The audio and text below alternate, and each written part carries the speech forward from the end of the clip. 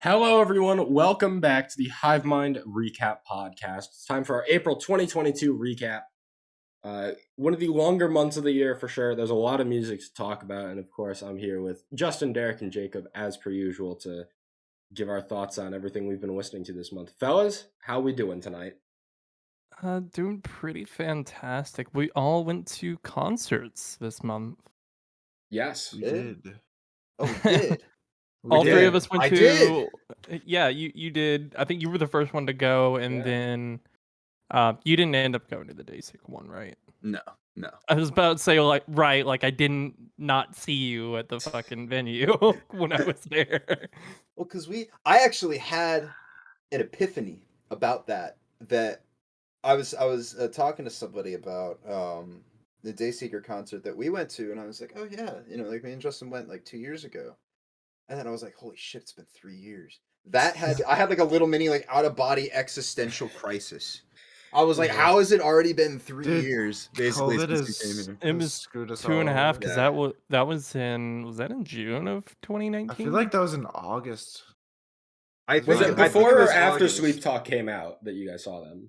It was definitely wasn't after. it like it was for the Pressure tour, right? So Yeah. And that released end of August. Yeah. Okay. So, yeah. That makes sense. Yeah, that was September because like the month after was when I went to Wolves of the Gate. So yeah, because that was the same night there was a Bastille concert in Richmond that night too. Yeah. Okay. Yeah. Holy shit. What show did you go time? to this month? I went to the Attack headliner featuring Conquer Divide, Until I Wake, and the name of the last band escapes me, but they were really good. They sounded really good live, and I need to go find them now. It was some like 2010s metalcore ass name. Attack Spring 2022 tour. Hold on, bear with me. Yeah, Across the Whitewater Tower. That's a long ass name. Yeah, and I checked out their album afterwards, and I didn't love it, but they were really good live. So it's like one of those bands that they managed to make the studio material mix like wasn't as good, but live it translated really well. They have like I had somewhat of a similar experience crazy. this month, actually. Because who did you go see? I saw 2 shows this month. That's right. Yeah, one of which was literally last night. Yeah, all three of us went to the Dayseeker. Yeah. Thornhill, Caskets, Holding Absence shows. And then I also went and saw Beartooth with support from Era, The Devil Wears Prada, and Silverstein last night in New Haven, which was awesome. Also, Caskets live was fucking phenomenal. Yeah, they were good. They weren't as good for my show because Matt said his voice was kind of fucked, and you could definitely tell a little bit. That makes sense. But he did do a heavy blast in Drowns in Emotion. Yeah, that was nuts. Derek, I don't know if we ever sent you the clip of that, but no, I haven't. Matt letting out a bleh in the breakdown of Drown in Emotion hit different. He also he went into the mosh pit at my show. I don't know.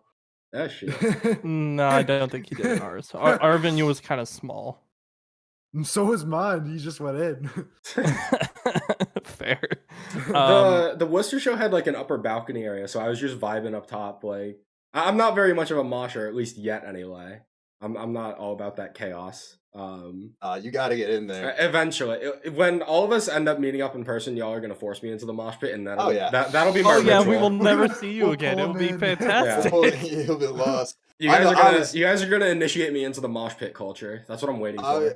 I was going hard in the pit for Across the Whitewater Tower, bro. I'm telling you that energy. They had like a rap vocal. It was crazy. They made me go check out the album. It was ridiculous. The energy was insane. Speaking of heavy blizz, when Until I Wake came on, they were playing the backing track for Octane like before they came on, and I was barricade for it. And the lead singer saw me sing it, and he was like, "Yeah, you know what's up."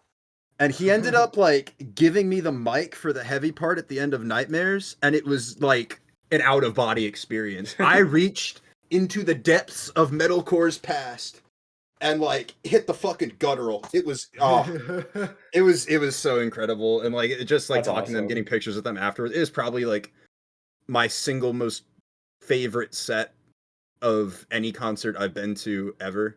Just in terms, like I've never had the experience of being able to be like barricade for an artist and being able to like sing all the lyrics back to them for every single song on the set and have them like look at you and acknowledge you while you're. I mean, it's just an entirely different world than being, 50 feet back at a Dance Gavin Dance concert and like the entire crowd knows every word because Dance Gavin Dance's fans are basically a cult. Like, Basically a cult.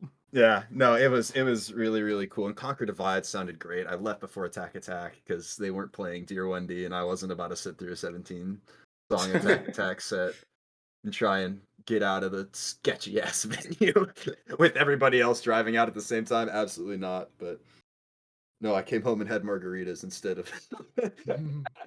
I listened to Dear Wendy on my own with a margarita instead of paying $8 for a beer at the venue. But you had a good time. That's what matters. I had a fantastic time. It was phenomenal. I still need to get the signed poster up in my room. I've got the space for it.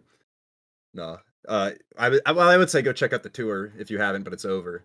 But Until I Wake sound almost identical live as they do studio, and Conquer Divide sounded really good too. So definitely two bands worth checking out live. The other three of us all saw the Sweep Talk tour, as we've mentioned.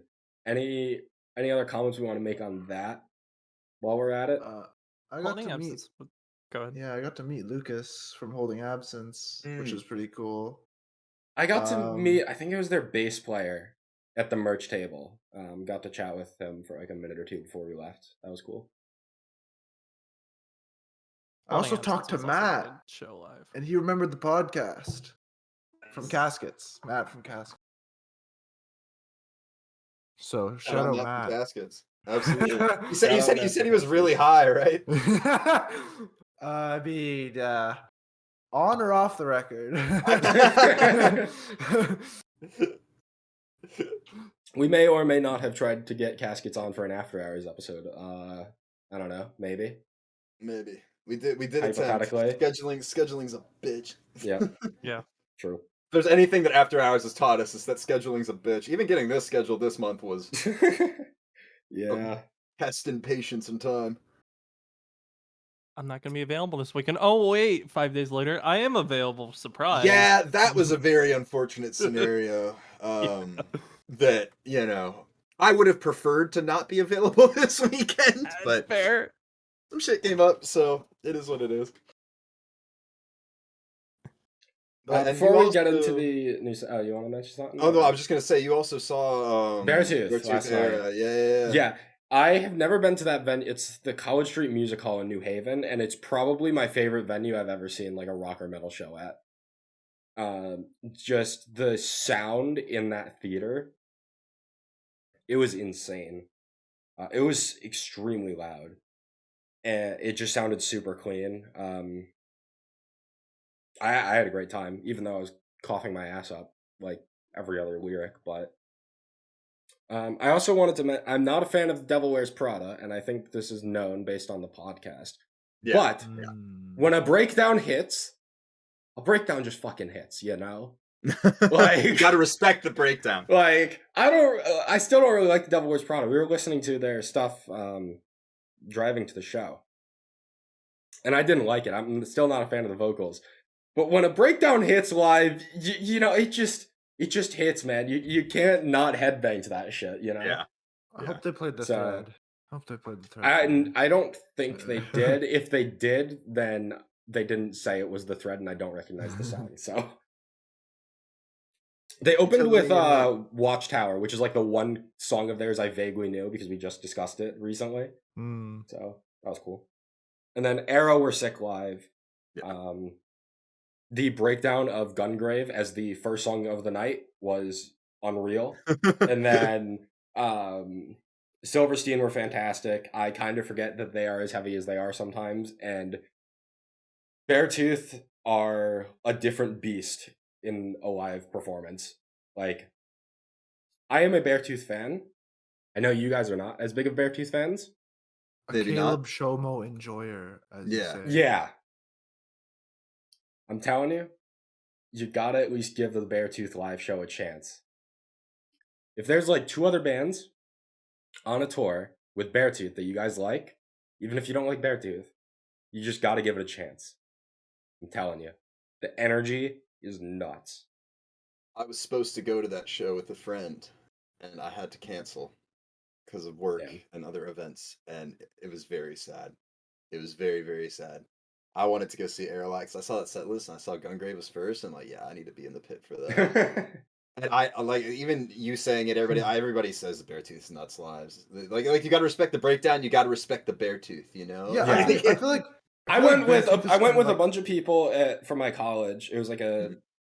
somewhat of a school trip. I'm a part of the radio club at my college, and we got a bunch of tickets for the club. And there were some people there that aren't really into metal, and they were still like, "Dude, that performance was insane." Damn. Like, everyone enjoyed themselves after that set. So, What were you gonna say, Jacob? I was gonna say, I feel like Beartooth's kind of like Parkway for me. It's like I don't really enjoy their music, but they're really entertaining to watch live. Yeah. There's some bands like that. They have like you either have stage presence or you don't. You know. And Beartooth some definitely bands has just it. have that. Yeah. I mean, it helps when you have a frontman with as much energy as Caleb Showman. Oh, yeah, I mean, for sure, the for sure. Dude's nuts. With all that So- concert talk out of the way, should we get into the Yeah. actual music for the month? We had Let's a do it, let's lot do of release Fridays this month. As I said, one 5 of of them. the longer months of the year. So lots to discuss. We once again had to limit ourselves to not go insane on these discussions. But let's get started. First off, with Memphis May Fire dropping another new single featuring AJ Channer, "Only Human."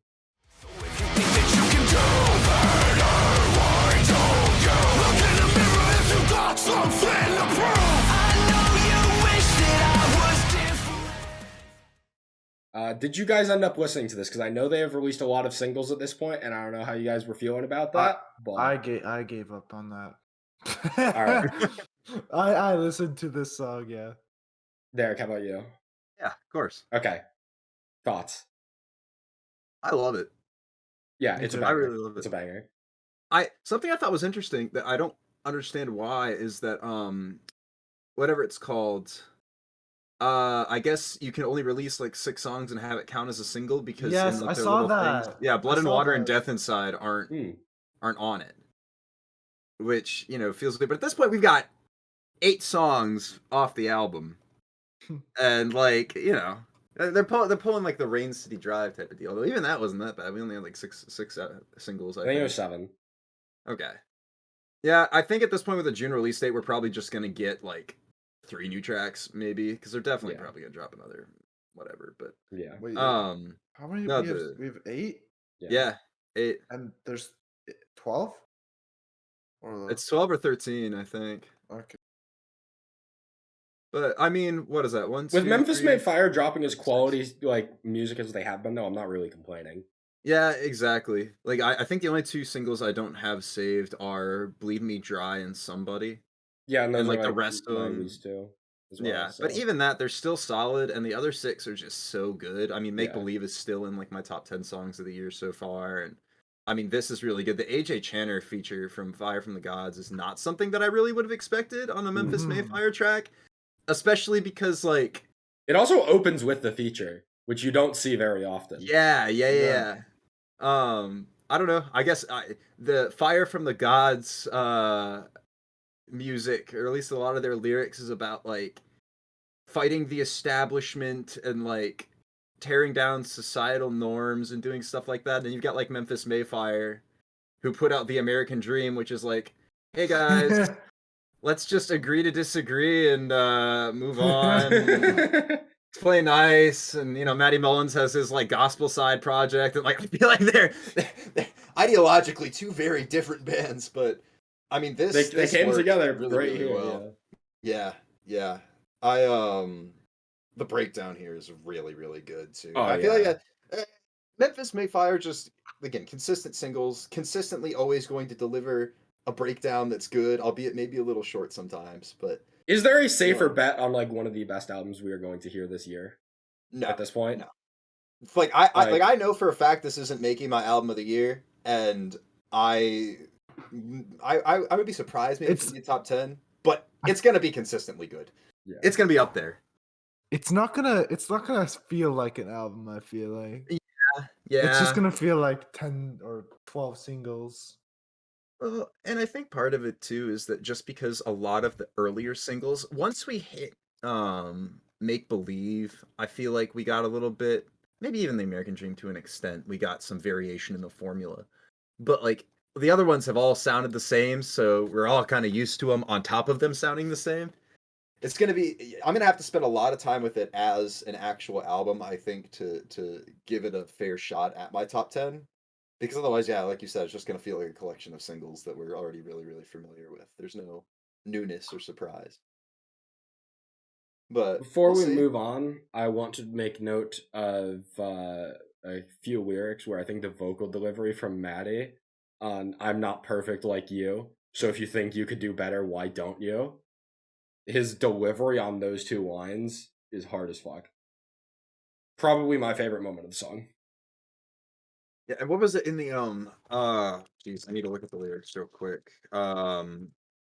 But they in the second verse, it's just where it's so just in case you didn't hear me the first time, I'm not perfect like you, referencing back to the I'm not perfect like you Yeah, in the yeah, first verse. yeah. I don't know.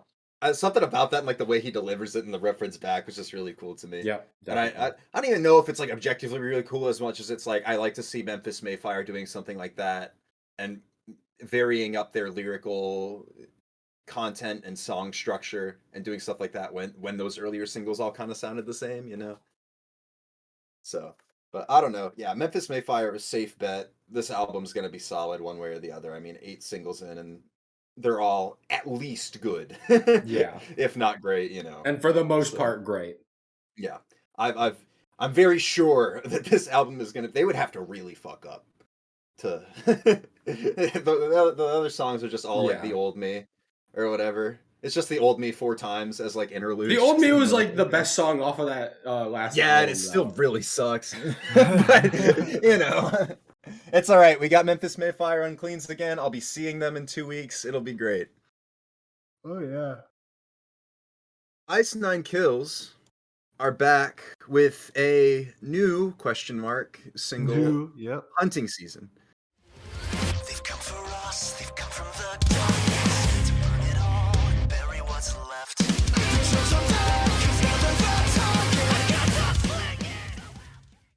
Maybe not new question mark, but new in quotations. New on Spotify. Newly to Spotify. And this is for what? Is this for PUBG? PUBG Mobile, yeah. Okay. Ooh, yeah. AAA video game PUBG Mobile. I want to like this song more than I do, because I've always said that like Spencer Queens are my favorite part of Ice Nine Kills, and that's just this entire song. But it's just like not hitting as much as I Yeah, want it's it a to. very Like it's very fine. generic. Yeah. Well, I feel like to an extent it kind of well, I say that like Clockwork wasn't for what was Clockwork for by Northlane? Rainbow Six, I think. Rainbow Six, yeah, like that's like not really a generic Infected song. for Starset. Yeah. But like I feel like to an extent you have to read the player base and be like, okay, this is going to be getting a lot of reception mainstream from, attention, you know, too. yeah, like 18 to 21-year-old dudes who listen to Drake. Like what can Ice Nine Kills make that would, you know, kind of appeal to the masses? And I feel like to that extent it's good that Spencer can utilize his uncleans. And I mean, this is at 1.5 million already, so yeah. I did not realize that, damn. And it's still got some of that like Ice Nine Kills flair to it, yeah, especially towards the end. da. Yeah. I mean, it doesn't feel like they've given up their identity in sounding more mainstream, but I mean, in saying that, I still don't love Ice Nine Kills as a band. This is no different. I mean, I'm gonna pull out the token phrase of "it's fine." You know, it's there. It exists. It's an Ice Nine Kills song. I listened to it. I didn't hate it. I'll probably never listen to it again. But we're getting there. We're getting there. In terms of me liking Ice Nine Kills, we had some progress with the last album. So, Versus Me are back in so many regards with their newest single, In the Dark. We're stuck in this hell. No one wants to be left in the dark as everything around us falls apart. Because not only are they back with a new single, but they're back with more of the sound that I want from them, and I actually really enjoyed this. I wasn't This feeling is the last their one as best. much. Yeah, this is their best release since Continuous. Yeah, because the other ones that we had, the other singles were what? Down and Control? Right? Down Control, Violence in 2020. I mentioned this before when we talked about Versus Me, but like I will never forget, even if that album entirely fell off for me, and I haven't listened to it in ages. I will never forget where I was the first time I listened to Continuous and what I was doing, just because of that like EDM break suddenly, like a heavy trap, almost dubstep drop and Up at Night. I think this band is at their strongest when they're incorporating those electronic elements, you know, in the vein of maybe like an older Icy Stars. Shout out Icy Stars, drop the fucking album, you cowards. Drop anything challenge. Yeah, the album's done. It's like 17 tracks. We'll get it soon, I think. But yeah, no, I really like when this band leans into their electronic side, and they do that here to great success, I would say. I think this is the best thing they put out since Continuous. I agree. I don't like this as much as Control or Down, but Versus Me have definitely become a lot more consistently good, in my opinion. I am still not super high on a lot of material off of Continuous, but ever since like they dropped Control last year, Control, Down, and this are all really solid songs. Like, I don't think there's anything like game breaking about them, but like the production, the mixing, the vocal delivery, the instrumentation, it's all just a solid package, and I really enjoyed it. I think that's one thing that I enjoy about, you know, Versus Me or any other band that incorporates electronic elements, is that you have to have knowledge of how to produce those electronic elements, you know, so it feels like in that same vein, the quality of the song is just going to go up because you have that know-how, you know. So I'm hoping that they continue in this direction for future releases and any future singles or albums that we get. Fingers crossed, hopefully soon. It's been 3 years, so we'll see. Maybe we'll get a new album soon. But no, this is a step in the right direction for them. Almost a return to form for some of the stuff on Continuum. So give me more like this. Even though this is my least favorite of the 3 recent singles, also give me more like this. Right, exactly. It's good. A testament to how solid it is. It just is lacking that like super replayable, like catchy moment for me that Control and Down had. By no means is that me saying this is a bad song. It's just the hook wasn't there for me. Give us more electronics. Give us more consistent hooks. Give us more Versus Me. Year. Yes. Yes. Yes. Perfect. Yes. Justin. Yeah. Speaking of pretty solid, welcome back. So we've got a band that's not put out actual like content in a while. Band known as Lower Definition, bringing out 2 singles. Close the Door and FGRB, which I believe stands for 5 Guys Riding Bicycles.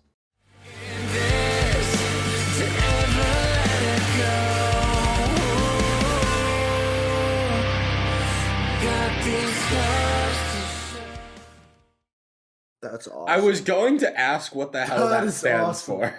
I literally spent the entire Ice Nine Kills conversation trying to figure out what it was for.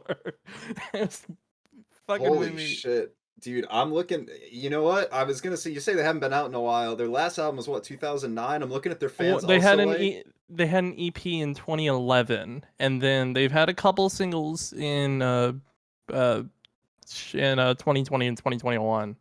But it seems like they're finally actually getting back into like the groove of everything. This band I actually confused with a band I used to listen to back in high school called Lower Than Atlantis. So when these guys were being being very much hyped on the post-hardcore subreddit as coming back with new material, I was like, I feel like I remember this. And then the heavier shit plays. I'm like, I don't remember this. They sound heavier than I remember. Right. But it's actually really good for like really good heavier post-hardcore stuff. This is classic Justin post-hardcore junkie type music. Yeah, it does get a little bit too heavy for me in some aspects, especially in Close the Door. I do like Five Guys Riding Bicycles better. Also because the name is ridiculous and it brings me Yeah. back to like 2007 Panic at the Disco era long ass titles. Well, I was gonna say their fans also like is like 2009 to 2011 post-hardcore in a nutshell. It's like Isles and Glaciers, Broadway, Closure in Moscow, In Aviat, Emarosa, Sky Eats Airplane. Like some of these are bands that haven't put out material since 2009. Like Yeah, really. you know what? I like Five Guys Riding Bicycle, both as a song and as a title, because like I want more, you know, mid 2000s to early 2010s song titles like that. You know, classic Fallout Boy, even like that Broadway album. I mean, what is it? Don't jump the shark before you save the whale. Like I need more stupid shit like that immediately. We're getting it from Loveless. Loveless. Yeah, we're getting it Yeah, from Loveless Loveless. next month. It's like so. if you have my voodoo doll, Yeah, you've been stuff hug. like that. Bring back long ass song titles that just have no rhyme or reason to them. It's so I want that dumb, era of so music good. back. You know, it's like if you guys fashion, give me a everything comes second to back pull in. it up, there's a song from a solo artist called Adam Jensen who put out a really stupidly long song title. Just give me a moment to find it. Keep talking about this. Also it's like- reminds me of the Bring Me ammo. I think it was. Mm-hmm. Was it ammo or the? Yeah, No, yeah. I thought it was the music to listen to. Oh yeah, it's that one. The music to listen to. Bullshit. All right, are you ready for this song title? Back in 20 years. You ready for this funny song title? Yup, Go hit me for with it. You won't answer my phone calls, but I bet you'll listen to this song, so I guess this is the only way to talk to you. Perfect. Yep, see, exactly. Shit like that. I need more song titles like Five Guys Riding Bicycles and that. Here's the Bring Me one. Dead Dolphin Sounds, Aid Brain Groove, and Unborn Child Virtual Therapy. Yes, Slash perfect. nature Healing 2. And then they have a song with Halsey that's just the upside down question mark.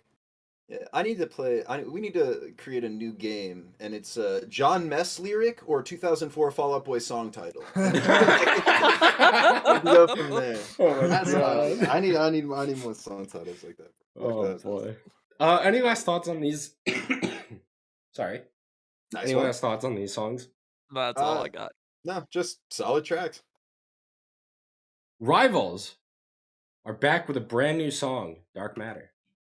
Devil horns, dark matter, nothing ever felt the way it's supposed to. Come on, dear, it's the summer. This is kind of an experimental one, I guess. We Yeah. haven't seen Rivals do a sound like this. They are now fully independent, no longer on a record label, and as far as I'm aware, they don't have any plans for another album for a while. They're just going to be dropping singles for a bit. And this is just the start of that, and it took some getting used to, but I fuck with this. It's definitely... I don't know how to describe the sound, but I feel like Rivals in the past has been... Like, lyrically, it's been deep, but, like, sonically, like, you get those electronic elements, and it sounds more, like, upbeat. This feels, like, really dark. Pun somewhat intended. Yeah, I don't know. There's just a really... Like, I can't find a better word, but there's just, like, a dark vibe to this song. It's, like, very edgy in a way that I don't think Rivals has really been before. And I enjoy this song. I like it a lot. I'm curious to see if they blend this with more of their past sound. Yeah, I'm not as high on it as you. I like that they've got some edge and grit to their sound now, I guess. And this is bouncy almost, the instrumentation. Like Mhm. I fuck with the vibe of the song. It's just for whatever and I don't know if it's because I expected Rivals to sound different or if it's that I don't necessarily click with the sound as much, but I'm not as high on this as I am some of their other material, you know? Like I like that they're experimenting. I'm kind of hoping they don't go in this direction because I like where they were before, Mhm. you know? Like, That yeah, sort this of is thing. not as good as my favorite songs off Sad Looks Pretty on Me. at all. Right. But, you know, good on them for being independent and just doing whatever the fuck they want. The song's with been their blowing up sound. on TikTok recently in the past like Really? week or so. Yeah. Really? So Good. this band has like a newfound energy ever since going independent. Like following them on social media, Mhm. they just have like a very like they're just like ready to like go for it. Is the vibe Good. I'm getting. Good. So, Good. No, and you know what? That's something that I can appreciate is that like I think especially in their case, I don't mind if a band strays from what I like as long as it's clear that they're passionate about Mm-hmm. that new sound that they're making, as opposed to just like, selling out, like we want to get radio play, whatever. And I think that Yeah, this is I good. actually wanted to say that about Thornhill when we were talking about the concerts we went to, because Thornhill's doing that, and they seem to really enjoy what they're doing, and good for them. It's not for everybody, of course, but yeah, good for them, and good for Rivals. Overall, it's a different sound than I was expecting, but I still fuck with it. I still love Rivals, and I'm excited to see more from them in the future, as per usual. Especially if they're going to be dropping singles every few months instead of waiting like 2 years for the next album. Like, I'm totally down for that. Yeah. Jacob, get us on this next one. The Landon Tours enthusiast is here. Landon Tours has released a new single called Maddie's Song, which I believe is about his wife. Purest soul, the kindest tongue, the most addicting type of love, the kind that makes you feel undone. Where's the Landon Tours enthusiast? Because all I know is Paul. Right. We're going to talk about Paul later. Yes. Jake made a goof in the last episode, and now we won't let him live it down. We'll let Jake live it down. We'll let me live it down. Shush, Paul. Yeah, Paul. Shut the fuck up, Paul. So all that to say that this is just a new, solid acoustic Landon Tours song, which feels like a guarantee. Yep. Like, you give Landon Tours an acoustic guitar, and he's gonna put out a banger. The same way that we're trusting Memphis Mayfire to put out, solid material, we're trusting Landon Tours to just always consistently be like one of the best vocalists in the scene and give us vibes, especially with the solo project, And I we were talking about how like Rivals can do what they want now that they're independent, right? I really like that Landon Tours just does whatever the fuck he wants with his solo project. Like, I want to put out a song about my wife. Here's a song about my wife. Or the since dearly departed off of Spotify for understandable reasons song Come Captain, which, if you haven't heard it, can drop the MP3 in here later. That is truly an experience. Have you ever heard Come Captain? He deleted it? Yeah, he deleted it off Spotify. It's gone. You like literally can't play it. Yeah, there's a Dropbox file with the MP3 somewhere, but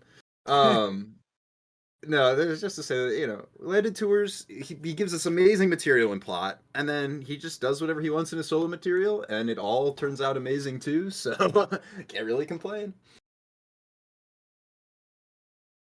And then he has like a voice clip, I think, of his wife saying how much she hates. Yeah. Not actually, but It's like, I hate that you're right. I hate that, Oh man. No, and it's little things like that, I think, in his solo material. But fuck pacing comes to mind, right? Where he's like stupid bitches in the background. He's just, I mean men too, not just women. Like little quirks and voice clips and all his solo stuff is just, I think, what really brings it to that next level. On top of him just being, just fucking leave me alone. I don't care anymore. Yeah. Also, I'm the unsung Landon Tours enthusiast. I really like this, and just everything he's been doing recently has been a hit. Yep. He just has like a perfect voice for this type of music. Yeah. Like, his voice is great in plot. His voice is also just perfect for like sad, like acoustic ballads like this. I could have seen him this month if Don Broco didn't cancel our tour. Stupid Don Broco. Yes. Screw them for caring about their family. How dare they? How dare they? How dare Don Broco care about their family? Guys, that was sarcasm. We don't actually hate Don Broco. Shout outs Don Broco's family. Just gotta make it clear. We don't actually hate Don Broco's family. We are big supporters of the Don Broco family here at the Hivemind. I'm a Don Broco family enthusiast. More on that later. That's what I'm changing. I'm changing my thing in the Discord. How did this song discussion go from talking about Lady True's wife to Don Broca's family? What the Don fuck? Broco family Maybe Landon enthusiast. Tour's wife is part of Don Broco family. There we go. Don Broco family supporter has entered the Hivemind Discord. All right, I think we should move on. Yeah, Yeah, Justin, take us to the next one. Oh God, how the fuck do you pronounce that? That's what I want to know. We've dude. got another release from Falset named Medulla Oblongata. And what does that mean? Did you just sneeze? It's a part of the brain. There's a piece of me only you can free. Won't you tell me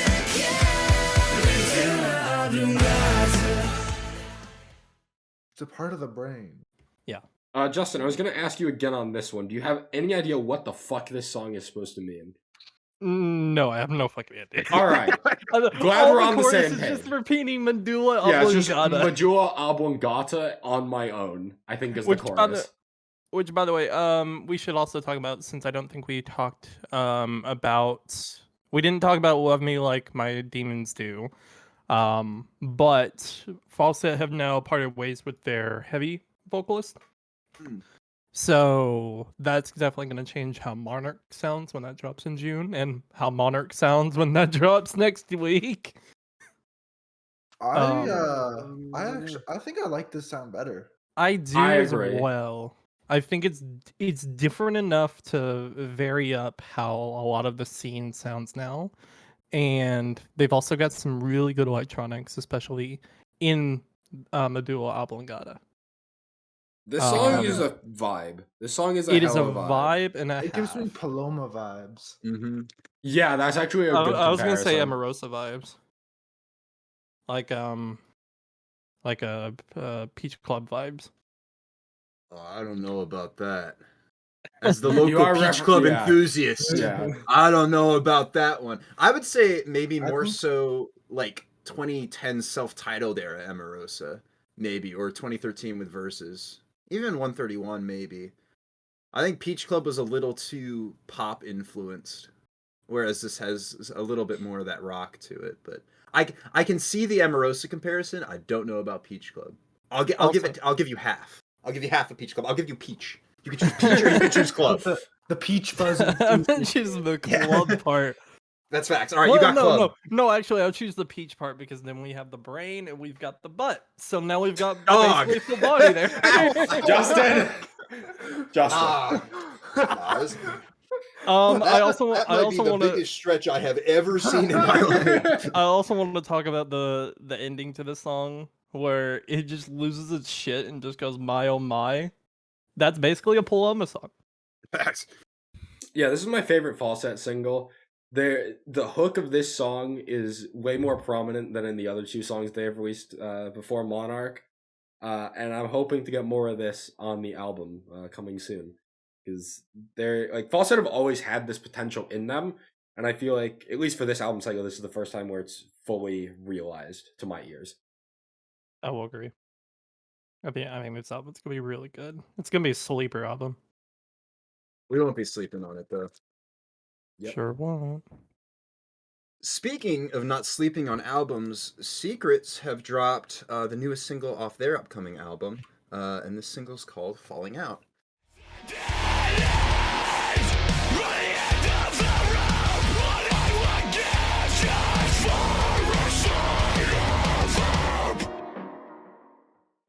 This is the best Secret song. Yes. Ooh, no.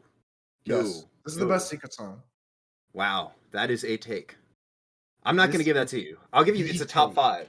I'll give you a top 5, maybe even top 3. I'm not giving you best. I'll fight you on that one. We're screwing up. We're throwing ends. You're just incorrect. I'll have to say that this is really fucking good. It's definitely the best one off the album cycle so far, that's for sure. I feel like we haven't talked about Secrets on the podcast in a while. No, we haven't. And it's because the other singles have been kind of like for me, so I haven't bothered to add them. As the I haven't local even scene. heard them. How I've heard is this one. Yeah, they're okay. It feels like the other singles either leaned too much into the cleans or too much in the uncleans in a way that wasn't quite clicking with me, whereas this has a balance for me that really sits well.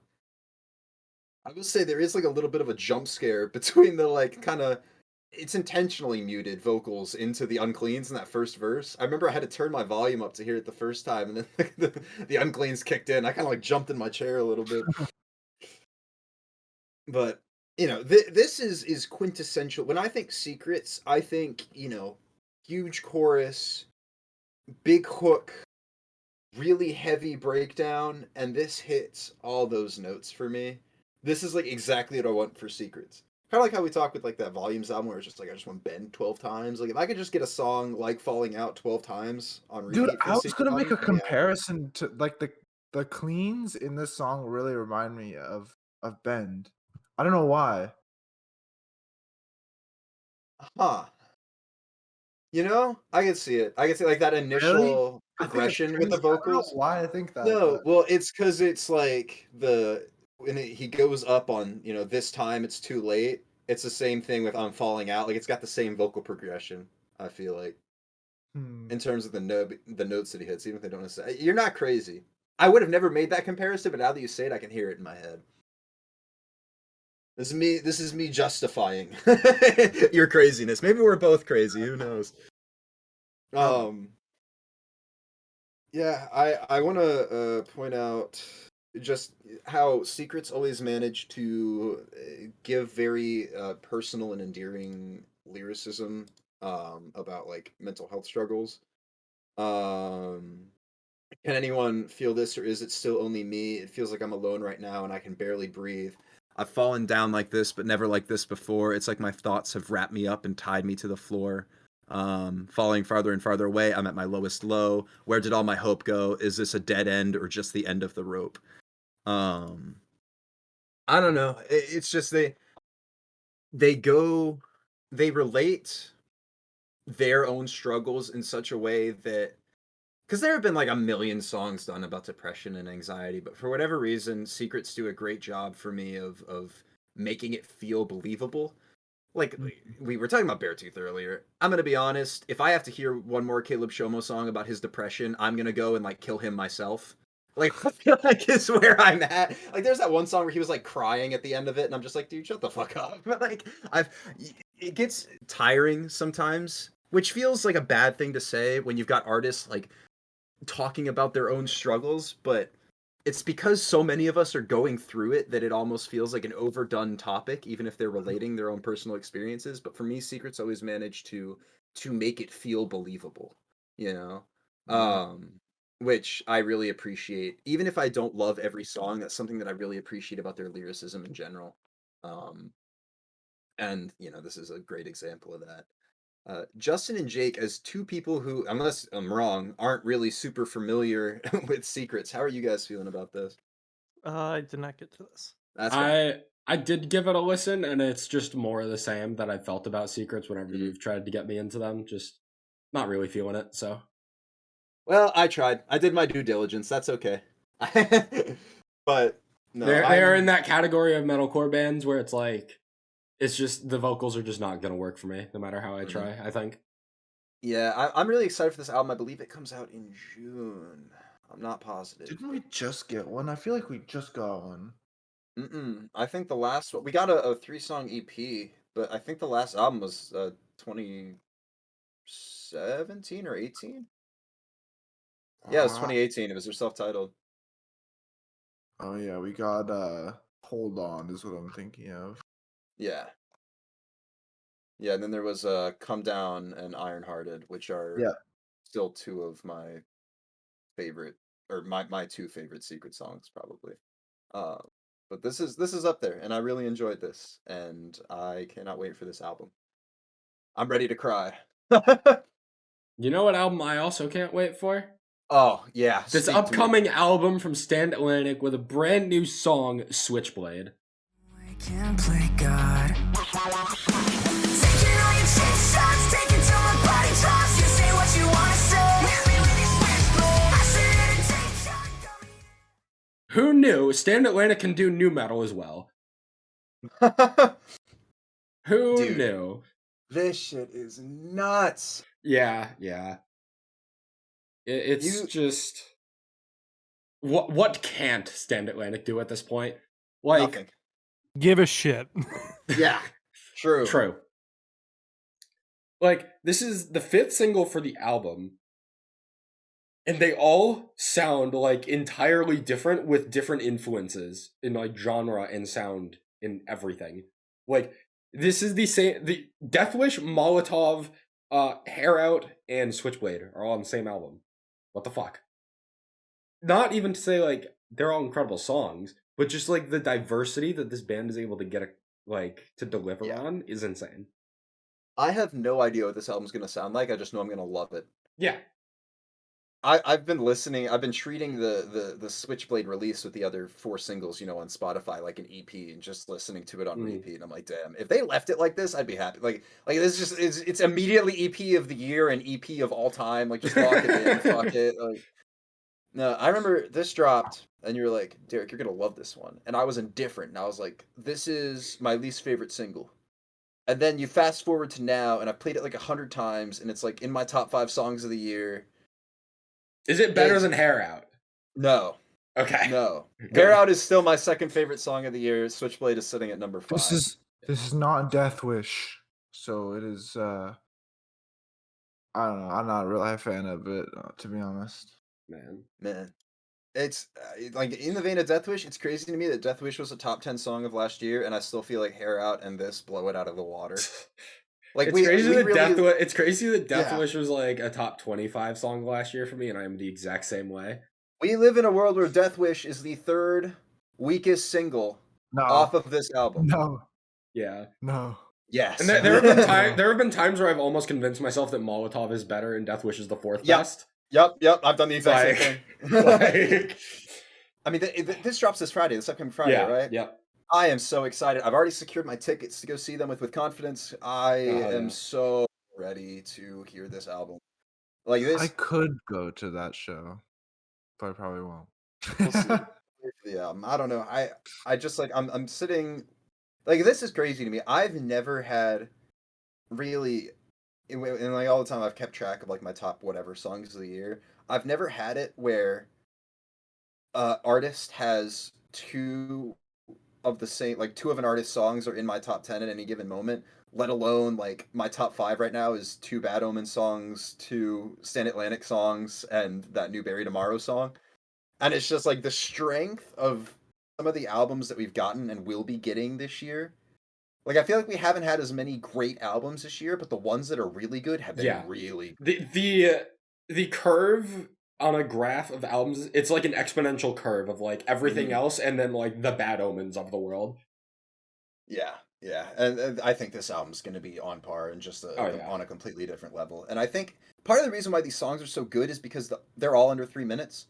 Yeah, and they manage to pack so much like energy and personality into under 3 minutes is really a testament to how just good of a band Stand Atlantic is. Their evolution has been insane. Seeing the progress from Pink Elephant, from Skinny Dipping, and then to now, it's just like this band can do whatever the fuck they want. And Pink Elephant was a top 10 album of 2020 for me, and 4 of these 5 singles are better than my favorite song off that album. Oh yeah, no, absolutely. Like, Jesus Christ. Stand Atlantic, we live in a world where Stand Atlantic is gonna take album of the year and have it not particularly be close. Like, if the rest of the album is as strong as these 5 singles, it's over. No other band can compete. I don't care how good anything else is this year. It's finished. Like, it's just done. Bad Omens, just pretend. I mean, yeah, it's still my song of the year, but like, no, Stand Atlantic can do no wrong at this point. And part of me is scared that because these singles have been so good, I'm setting my expectations too high, and then I will get the album, and something will be not as great. But if it's just as good, if not better, or if the rest of the album is just as good, if not better than these singles, I mean, we're in for something. I mean, Stand Atlantic's track record at this point is like top notch. Oh yeah, like they have not missed in a while. Incredible discography, yeah. But stay tuned for the album review next month. Before we move on, shout out to the random guitar solo that came the fuck out of nowhere. Yeah, sure, 5-second guitar solo. Why not? Yeah. Fuck it. Yeah. Fuck it. Stand Atlantic. I need to put that on a shirt. Fuck it. Stand Atlantic. I remember they had a shirt for the last album where it was like, "What the fuck is an evil Igo?" Yeah, exactly. Like that. I almost picked that up, but I didn't. Yeah. Let's move on Motionless in White dropped a brand new song called Masterpiece.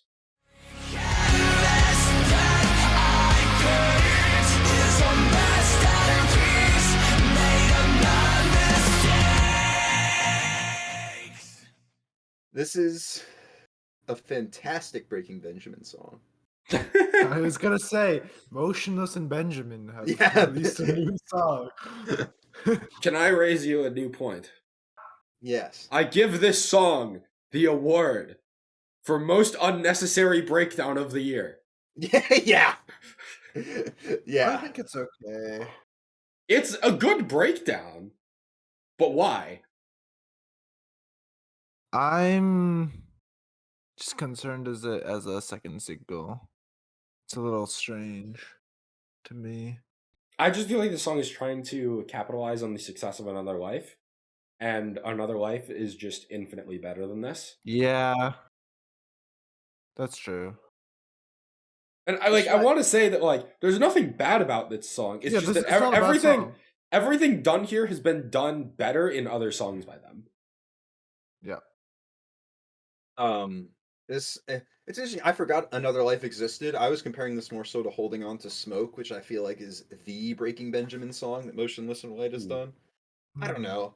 I think at this point, I'm just doomed to sit in limbo with this band, where like I don't hate anything. I just don't like his clean vocals. So in the same way you're talking about like Secrets, like you just don't like his the metalcore vocals, and Yeah. it is what it is. That's how I'm starting to feel about Motionless in White. Like I can't. I tried. I listened to the song in full, and I went back and tried to finish it, and I couldn't. I just got bored. I don't like his vocals, and I've honestly gotten a little bit bored of it with time as well. yeah, It's just it is a very emotional song, and it has that like captivating hook, but it's not enough replay value for me. As I said, Yeah. like they've done everything here better in other songs, and I would rather just listen to those other songs. Well, and like to Jacob's point too, it doesn't feel like a single. This feels like something you save for the album and then give the Yeah. music video. You know, I feel like people would enjoy this more if it was just on the album. yeah, Kind I of don't like know. Another Life. Yeah. Yeah. I want to be drawn in by the singles to an album, and this doesn't have that draw in pull Unless for it's me. painting a picture of like what the album is gonna be like, then I could understand it as a single. Yeah. But Time will tell on that one.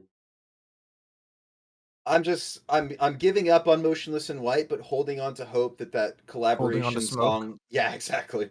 I realized it as soon as I said it. I'm like, nobody fucking says it. And then sure enough, that song featuring Brian Garris from Knocked Loose. I'm excited for the what's his name? The guy who makes Doom music. Mick Gordon. Mick Yeah, Gordon. Mick Gordon. Yeah. Yeah, Mick Gordon.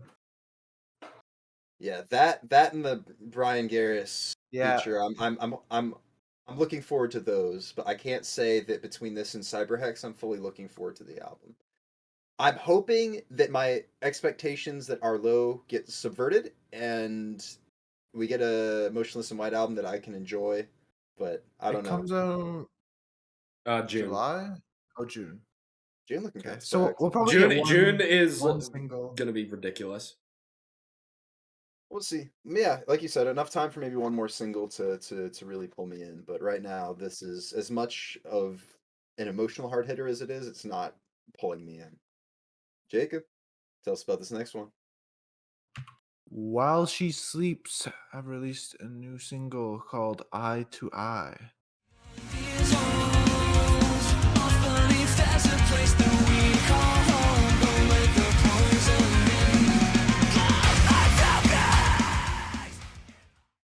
I am This is not all- always a While She Sleeps enjoyer, but I am a sucker for those anthemic backing vocals in the chorus. That shit always gets me. I was gonna say, yeah, I really enjoyed the cleans in this. Yep. This is better than most of the songs because this is off an upcoming deluxe version of the album, right? Is it? I think I so. believe so. That It sounds looks like it familiar. with the artwork. Yeah. So Yeah, I like this better than most of the songs off of oh god, I've already forgotten the name of the last album. Sleep Society. Yeah, Sleep Society. Yeah, I like it better than most of the songs off of Sleep Society, I would say. I wish they would have put it on the album. I don't know if it would have changed my impression of it, but at least I would have had something a little bit more enjoyable to latch on to, because I've never really been a huge While She Sleeps person, but this is really solid. I really enjoyed this. I'm gonna bring out the token. Pleasantly surprised Yeah, with this yeah, yeah. one. I enjoyed this more than I was anticipating to enjoy this. Well, I don't know how many like deluxe tracks we'll get, but it feels like it's been a theme this year where all the deluxe tracks are like better than a lot of the material on the like think about Landmarks era, now this, Yeah. you know. I'm liking this. I'm liking Unless this there's a trend. third one that I can't think of at the moment. But Shit, yeah. It'll come to us later. yep. Palisades have dropped their newest single, Reaching Hypercritical. Not so easily contained. Some things you just can't relate. That I'm an animal. Chords and things. The title track off of their upcoming album. I'm gonna be When- honest. Oh, go ahead. Oh, sorry, go ahead. No, I was just gonna say, when does it release? July at some point. I'm pretty sure it's Okay. July. I think like late July. I like this as a song. I don't like it as a title track. I don't think it's strong enough. On the contrary, my this is take. my favorite Palisades song in a hot minute. Huh. I really, really like this. Instantly hooked me in a way that my Consequences and Better did not. I enjoyed just about every aspect of the song. I think the vocal delivery is better than on the other two singles. I think the lyricism is really solid. Really solid breakdown. Just overall, the whole package here is working for me in a way that the other two singles were not. And I'm really glad that my passion for Palisades is kind of back, because I did enjoy a lot of their older material off of what was that 2018 album? Erase the Pain, was it? Yeah. That like there's a lot of songs from that album and like albums before it that I really enjoyed, and first two singles of this upcoming album cycle with a new vocalist, and I wasn't really feeling either of them. I was a little scared, but no, this song has me fully back on the Palisades hype train. It should also be noted this song follows My Consequences, and My Consequences is the opener on the album. No. No, don't tell me that. Wait. Why am I getting the first two tracks as singles? I hate that. No, wrong. Stop. Well, now I gotta listen to them back to back. This, you know what? It's a little more forgivable than putting the closer as a single, but like, Yeah. I want the bookends of an album to be new and fresh. You know, I don't know. I don't mind hearing the open. Yeah, I don't mind hearing the Personally, opener nearly as much. I think I like it if it's done in the same vein of like a Rain City Drive, where they had the To Better Mhm. Days as an opener going into Prayers, you know, Mhm. because Prayers is effectively the opener, kind of, you know, but at least then we get something new, Yeah. especially Yeah. with a band who's been more maybe electronically influenced in the past, like Palisades has. That if we could get some an intro like that, you know, but I'm not fully sold on this new era of Palisades yet. I really like Better, and you know, Reaching Hypercritical and My Consequences aren't quite getting there for me, but I'm excited enough to check out the album. I agree. Better. I want to is the make best note thing. of in the chorus of this song, the vocal delivery on Not So Easily Contained. That hook is just incredible to me. There's just like a flair and like a level of swagger to the vocal delivery on those four words that I really fucking like. They do a good job of creating a moment like that in every song, I feel like. And not even just for these singles, but Palisades in general always have at least one moment where I can really appreciate their craftsmanship as a band. I just wish I was enjoying the full package maybe a little bit more, like I did on something like with Mind Games. I don't know. I think that maybe part of it is that I just feel like Palisades set the bar so high out of the gate, like as a band, that it feels like Yeah. since then they haven't lived up to what I feel like they could be. And so it kind of changes my perception of these new singles. I think might be what's happening. I might have to just put all the singles down and not try and revisit them and go into the album with fresh ears and see if my opinion changes on any of these. That's really what I'm doing. Yeah. Yeah. It's a blessing and a curse to be that good off the rip, you know. Speaking of bands that are just so good with their initial releases, Concrete Castles have dropped a new song, Sting, featuring Point North. Money and cars, standing up under the stars. But when they got nobody left, who's gonna clean up the mess? Staring through the glass, it's not what it seems. I got to hear this shit early. So I saw this Yes. band live on tour. And the first time I heard that song in that room, live, I was like, this is a top 3 Concrete Castle song. Now with the studio version being out, I think I bump it down to top 4. But it's still really fucking good. Oh, I bump it up to top 1.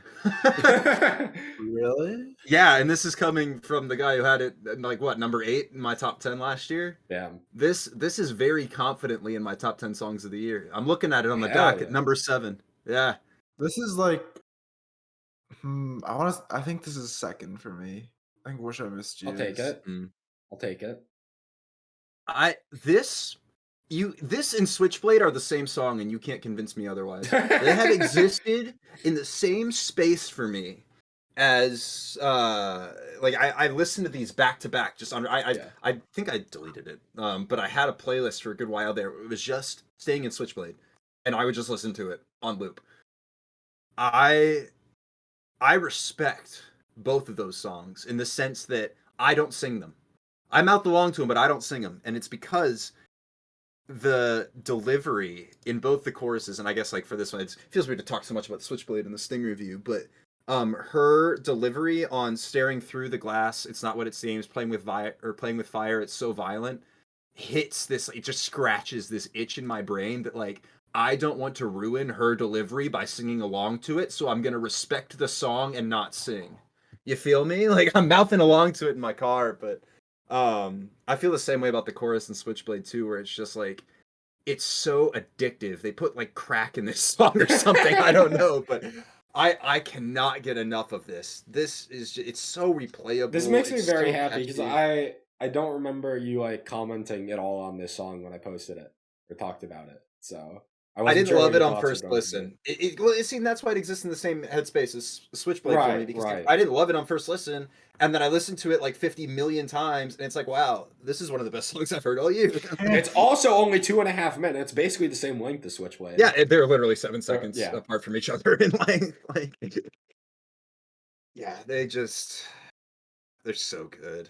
Oh my goodness! Concrete when I heard Castles this are nuts. when I heard this song live, I felt like this was like the heaviest that they have ever sounded, like instrumentally. This is more like rock than they have ever been before. Where that last album, it was mostly pop rock. This feels like they're leaning into like more guitars and more drums, like lower tunings and whatnot a little bit. Yeah. And I'm here for it. This band is very versatile and very capable of doing a lot of different styles. I mean, knowing that they're all from First to 11, they've covered so many songs at this point that they have a wide array of knowledge on how to make good music just in general. So them leaning into a little bit more of a heavier direction like this, just I'm stoked about it. Yeah, absolutely. Whether that stays on future singles or not, I could really care less. This band is amazing. Yep. So They can't miss. Everything they do is just so good. We love Concrete Castles.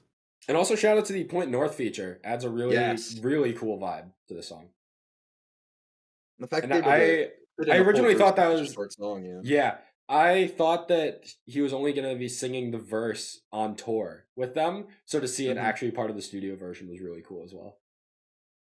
Guardin has dropped his newest single, Jet Lag, which is the debut single off of the upcoming album, Creature 3. Swimming through this liquor, trying to rid of all my woes. Something in my head is telling me to take it slow. Please just take it slow. Please just take it slow. Please just take it slow. Well, this is on an album. It's not. It's okay. Yes. It's attached to Creature. something for Yes. once. Yeah. Creature 3 will be coming in July, sometime in July. And it wraps up the Creature series. Creature 2 EPs prior to this. Named after his, I believe now dead, rest in peace, Creature, cat. But yeah, this is the first Guardin album since. So that's it, huh? I believe was the name of it. That dropped December 31st, 2020, which pissed me off because I couldn't add it to my 2020 albums of the year list when we did the review thing because it dropped on literally the last day of the year. So when does this come out? Sorry. Sometime in July. He hasn't put a July. date on it, and we're getting 2 weekends from now. We're getting a EP, a 3-song EP that this isn't attached to. So this is a lead single for the album. And this is like ridiculously good. Yeah. This is, I want to say top 5 Garden songs for you? Yeah.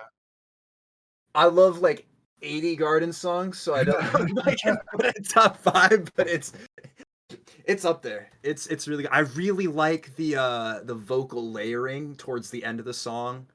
That's what really sells me on this. Like the first half is just a vibe, but the complexity and the way that or I guess I can't remember if this is self-produced or if he got oh god, what's that person's? I think they just go by Pokédex to do it, but yeah, I mean, just incredible. Garden, in the same way that we talk about like concrete castles and that Sting and Switchblade scratch a specific itch in my brain.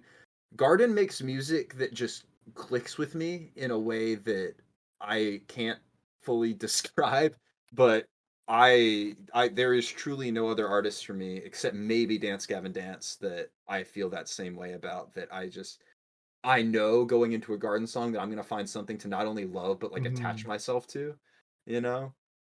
I wanted to bust out some lyrics in the end. I hope that this is forever. My life put together, a mere apparition of me doing better. I'm sick of this weather, debating on whether I'm writing this letter for me or everyone. Just like I said, something always to connect to with Garden songs, I feel like, and I'm just so glad that we're getting an album because that means that I can put it in my top 10 albums of the year because I know that this is going to make my top 10 albums of the year. There's no way it doesn't. I've heard too many snippets. I know what Garden's up to. This is making my top 10. I think it's really, really cool how he's like, it sounds like he's like, he doesn't care, but he also sounds like he's on the verge of crying as well at the same time. It's this weirdly like emotionally apathetic delivery. Yeah. It's not. I showed it to one of my friends, and he called him a dog shit version of Machine Gun Kelly, and it kind of hurt me a little bit. Like I almost blocked him on the spot, and it's. I guess Garden isn't for everybody. Because I've tried, and some people love them, some people haven't, but when you connect with it, you connect with it. And this is one of those songs for me that just really, I feel very strongly connected to. And to feel that way about any song, let alone the lead single off of an album, like my expectations are so high. I'm so excited. Even more so, I think, than like I'm more excited for this album than like the Stand Atlantic album, the Dance Gavin Dance album. Like that's how much his music really means to me and how much I connect with it. I can't wait. I think this is my maybe not my first, my second favorite single this month. It's up there for me. Definitely top. Well, yeah, top 5. Definitely easy. There was just so many. The quality of singles this month for what I did love was great. But Jake, I'm curious. Your thoughts. I'm anticipating, and it's fine. Yeah, it's fine. There we go. It's fine. I didn't really connect to the lyrics until you spoke them out, though, and that definitely changes my opinion on the song a little bit. So, yeah, there are a lot of Garden songs where if you just sit down and like look at the lyrics as you listen to it, you gain a newfound appreciation. That was part of what did it for me actually, and getting back into him at the start of 2020 after taking a couple year break from just this genre in general. But I also love the artwork. He's just lying on a hill. yeah. he's just vibing. Like it's fine. It's like, I fell. I'm not getting up. Yeah, fuck it. So, yeah, I like that. He just tripped and fell over, and like the person he's with is like, "Do you need help?" And he's like, "No. Go back about 50 feet, take a picture." A flash of inspiration. This is a single album art. Fuck it. Yeah, just unbelievably excited for this album. As far as I'm concerned, Guardin can do no wrong, and I can't wait to talk about the EP next month and the album in July. Does that take us Cold to our Rain. next song? Yeah, I'd say so. Cold Rain are back with their newest single, Calling. Try to bring us down. We're going louder now than ever before. So just let it burn. And this is off their upcoming album titled Non-Negative, coming in July. Shout outs July. June and July are looking like some hot months. They're so fucked. I would recount all the albums off memory, but I don't have them off memory, so that's for Yeah, another time. no. That's for us to look at in the eventual playlist when we get there. And Yeah, suffer. All the yeah. stuff we have to talk about. Yes. I already know Yeah. June. We are going to suffer in June. I already know that for sure. But Cold Rain, they just continue dropping solid stuff. Masato's voice is like, I almost want to say one of a kind. Like it's very much like a typical post-hardcore voice, but I also feel like there's nothing that sounds like it. No, you hear his voice, you know that's Yeah. a part of Yeah. Masato or Cold Rain. You know, I want to shout out the riff, which is just bonkers. I I love the instrumentation on this. I think this might be the most Japanese rock song I have heard in a while. I feel like Japanese rock and metalcore or like hard rock have a very specific sound to them, and This is definitely like, has it. this is the if somebody had to, I think this is the new song. I was just like, hey, what does Japanese hard rock sound like? I'm like, bam, this one. Like this is the one. This is the example to end all examples. And in saying that, I think it's just because it's really good. Like, Yeah. I mean, this song, as far as I'm aware, it's literally just like, we've been a band for like 15 years and we're badass for it. yeah, That's this like is our the general. calling. Yeah. Yeah, this is what we were meant to do. Yeah. Like I really appreciate. I feel like it's very easy when bands make songs like that to have lyrics that maybe don't translate as well. Not in terms of like language, but just Yeah. like, you know, it can get a little surface level sometimes. But I feel like you really, with all the energy and passion in their music, you feel the lyrics. You know? I would compare the song to Burning Out by Bad Omens in a way, lyrically. I don't know what that song I sounds can't- like, so I can't think of the lyrics for that. It's right it's now. another one of those it's like, we're not perfect, but we're proud of who we are. is, like, Oh one of the yeah, lyrics. And I feel Yeah. like this song gives off a very similar vibe of like, fuck it, we're good at what we do, let's be proud of it. Interested to see where the album goes. I remember Insomnia still sticking with me off that last Cold Rain album, so I'm hoping that with this album cycle I get a couple more songs that I can really attach myself to and enjoy repeatedly the same way I have Insomnia. Mayday was a good one off. Mayday is my favorite song of theirs by far. It's not even close. I don't know if I'll ever get anything as good as Mayday, but I feel like at this point I can just count on Cold Rain giving me a really consistently solid album. I want to drop Yeah. in July. Paradise was also good when that came out. Yep. I don't know if that's going to be on the album or not, but Haven't seen the track list, so I have yeah, no me idea. either. Cold Rain are solid. That's all. Justin. Speaking of solid surprises, we've got a new band for the podcast, Living in Fiction, with their song Hurt You. Play with me. I just wanted to hurt you so damn bad. After everything that you did. I'm gonna tell you what, I have no fucking clue where I found this.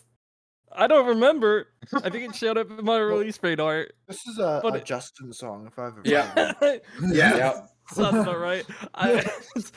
One of those a month, I'm just gonna be like, I don't know where I found this. I thought it was cool, so I'm gonna add it. It's fine. Yeah.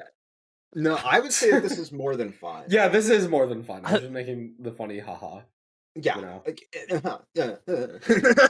No, I really love the cleans on this one. I'm not so much feeling the instrumentation in terms of, and I don't know what it is actually. I was gonna say in terms of, and then I realized that I have no fucking clue why I don't like the instrumentation as much. But no, the cleans here really, really good, really solid track. Like Jacob said, this is a Justin song. Hello, that's me. This is heavy. You can blindfold me. Tell me. All right, gun in my head. Who added this song to the playlist? I know It's confidently. This is Justin. But I also want to talk about that breakdown. That breakdown, good. Yes, it is the one bit of the instrumentation that I was definitely clicking with. I need to go back and listen to their other stuff. Because, they have some other good stuff. I think I listened to Overwhelmed last year and didn't quite click with me, so I probably didn't add it to the podcast. But probably, I don't know why I said probably when we definitely did not talk about that last year. No, at least But, I really liked the clean vocals here. I think Clean vocals are pretty solid good. clean vocals the here. shining point for me makes me want to go back and check out their other stuff, because even if this one isn't clicking with me, and I'm hoping that it will with time, at least I know that this band has solid vocals, and we can work with that. We They can. also I have will. a I will find solid a track fan I base. like. They also have a solid fan base with over 200,000 monthly listeners. Oh damn! Yeah, They it's got a track with 14 million. that's it's because with it's Our Last Night. well, I thought it was our last night cover, but no, Yeah, it's heavy. I assume by Linkin Park. probably. Damn, I need to go back and listen to If that. it's a our last night song, it's a cover. Yeah. Ironically enough, they did drop some original material this month, and it was like as aggressively average as the rest of their solo material. Speaking of painfully average, I was wondering who would make that comment, you or me. Architects have dropped a new single, not off a deluxe album, and this one's called "When We Were Young."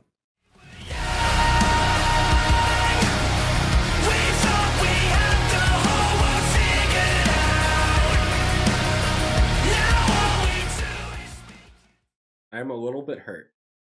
Song blows. This is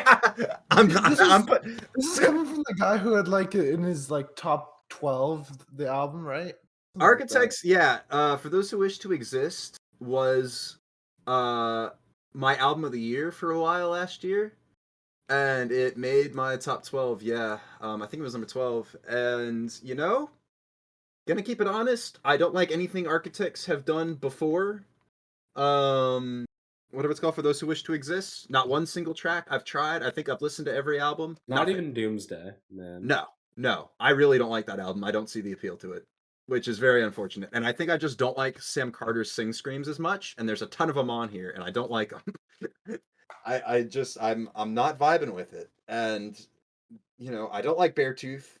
This sounds like Beartooth, but it's Beartooth with a vocal style that I don't like. I do. I mean, it's just like it gives me Beartooth vibes. It's very punchy. The riffs definitely have Beartooth vibes. The riffs definitely have Beartooth vibes. Yeah, at least to me. I don't know. And to that point, it should not be a surprise that I really liked this song. Yeah, I was gonna say, like, if there was anybody here that wasn't Jacob that was gonna like this, it had to be. If I'm comparing this to how many tracks is that album last year? I want to say it was 15, right? 15, yeah.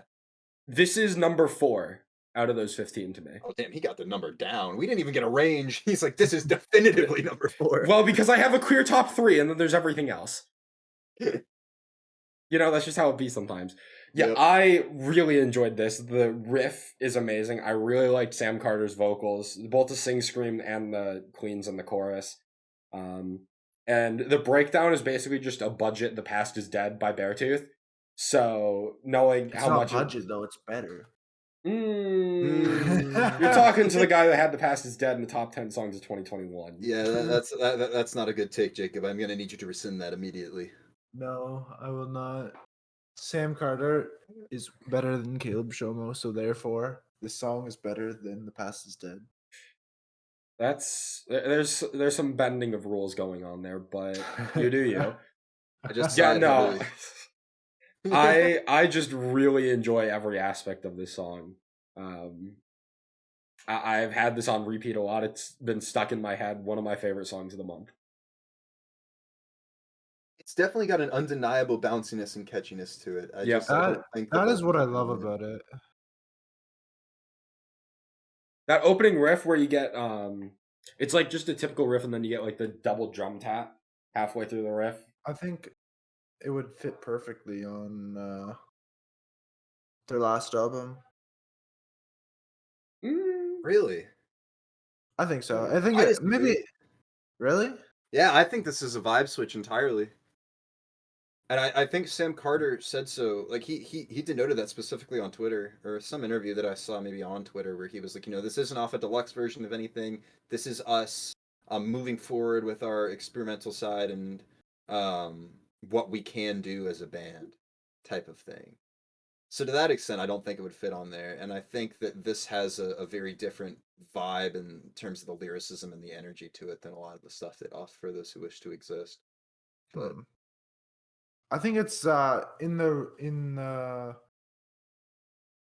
heaviness is similar to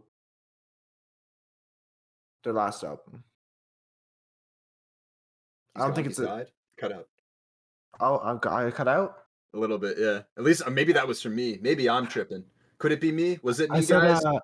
I said, I think it's like the heaviness it would fit on their last album.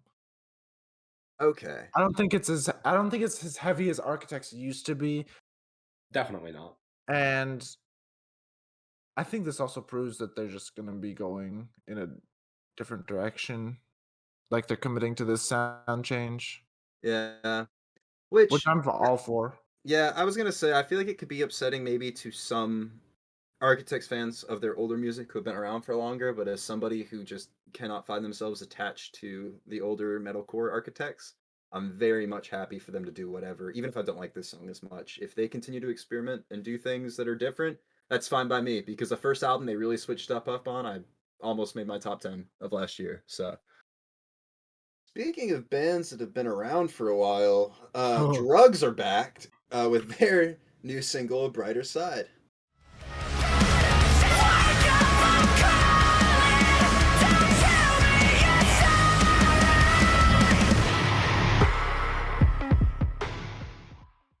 Which is the first Drugs release. Oh shit! Wait, no, they have older single. Fuck! Why did I not know they dropped new material? Who didn't tell me? Jacob probably because he added this to the playlist. Well, Did this release on 420? This band, I didn't know this band existed until like the Crown the Empire tour got announced. Oh, you're missing out. This is also the first I'm hearing of this band. So good by the way. This was shown to me by a coworker, not this song, but the band was shown to me by a coworker who I worked with at a restaurant who used to be like a scene kid back in like the late 2000s, early 2010s, and like go to Warped, and like he's got picture with Skrillex in his living room, like he's that kind of thing, and he's very much into Destroy Build Until God shows. And it was really cool to like show him the new era of people like I Prevail, stuff like that. He's like, "Oh, dude, this shit rocks." And he's like, "Yeah, I remember listening to when the Fallout by Crown the Empire came out. He would have a field day with this fucking tour. I might have to go with him." Anyway, sorry, I'm thinking out loud. Yeah, this is I believe Craig Owens, right? Hold on. Drugs band members. I'm sure this will get me the result I want. If I look up Drugs band members, sure. Start looking up a bunch of Woodstock shit. Yeah, exactly. Yeah, it is. It's Craig Owens, also from Chiodos. And I remember in 2020, Craig Owens posted some demos for the newer songs to Twitter, and everybody's like, "Oh, Drugs is back!" And then they just like disappeared off the face of the planet for another year. But we're finally getting singles, and I didn't know that they dropped other ones, so I'm gonna have to go check that out. But all that to say that this is really good, and I think that they're just as strong as when they left. They have a new fan in me. Yeah. They also have a new fan in me with this song. Oh, perfect. Justin, do they have a new fan in you? I think this is a Justin Didn't get song. to this. What? Justin, This you does gotta really- hear this this right now. does kind of seem like a Justin song. This is a Justin released song. around the same time a bunch of work stuff changed. So Shut up. This is a Justin song. Listen to it. Yeah, Justin, Coward. shut up. hey, Shut up, Justin. This Christ. song is for you. No, yeah, I'm so happy that they're back. Their 2011 album, which is the only album they ever put out, is an absolute classic. What is it with these old bands coming back? Who was it that we were talking about earlier? Fucking Lower Definition. Lower Definition, yeah. Attack as well. Yeah. For whatever reason, that also reminded me of Jamie's Elsewhere. Yeah, we get the 2010 Coming revival. back. I believe there's new Jamie's Elsewhere material coming soon too. Ooh. So, you know. We love to see it, but yeah, no, I'm really happy that they're back. This is as solid as ever. I need to check out the 2 other singles that dropped, and I cannot wait for the upcoming album. I'm also very excited based on this song. This is the Queen vocals are fantastic. The instrumentation is great. Just all around a really solid song. Speaking of albums that we are really excited for, Jake, tell us about Yes, this next sir. one. Future Palace have dropped another single for their upcoming album called Defeating Gravity.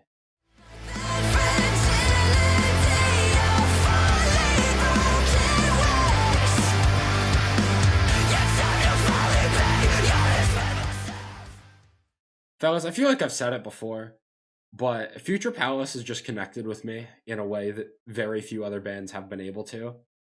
And this song is no exception. It's like, I don't feel like this song is saying anything that particularly new or different.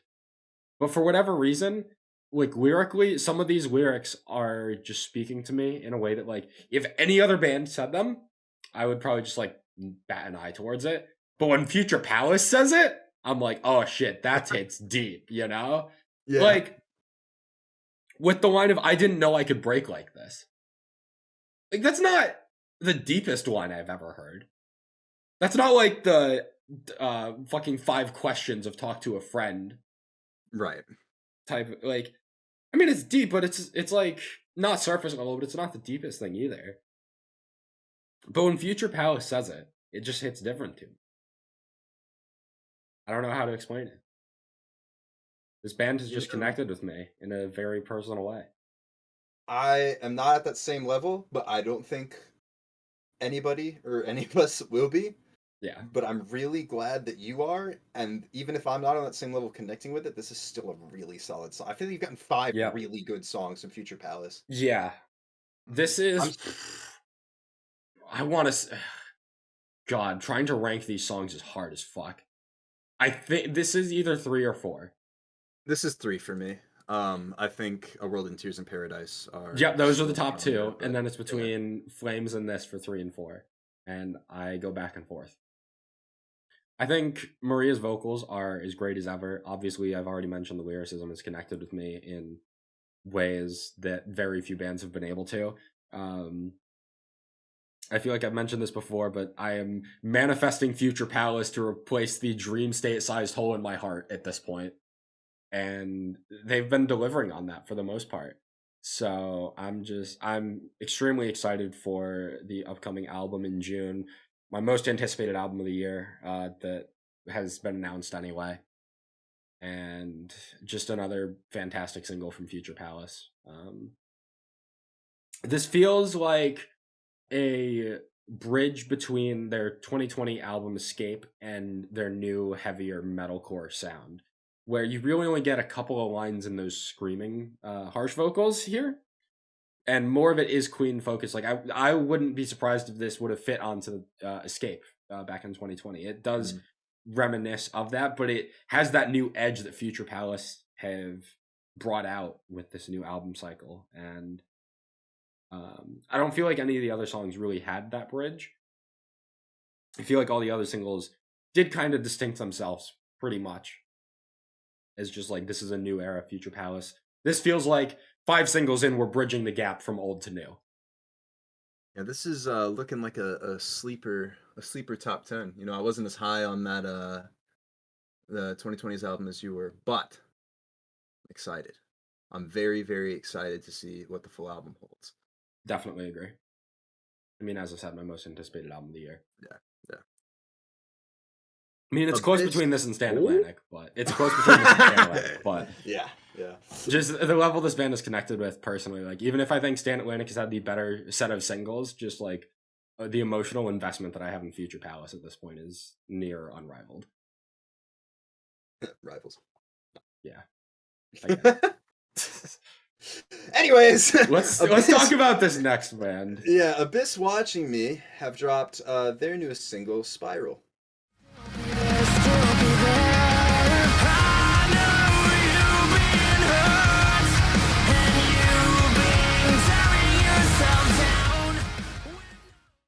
Now we fucked up. We did Justin fuck up. fucked up. Justin We fucked up, and we didn't list whatever it takes in our last podcast. which I blame Justin for. Yep. I did. blame Oh, Justin too. It's all Justin's fault. Which was really, really good. I am not quite as high on this one, but I still think it's solid. Yeah, this is easily my favorite of the month. I can't go that far, but Well, second favorite. This song is fucking incredible.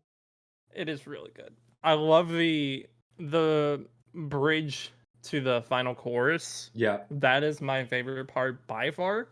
The chorus is also really good just because I have a soft spot for any bands that reference their names in the lyrics. Yeah. The heavier moments, just the abyss is watching you. I thought that was pretty neat. Mhm.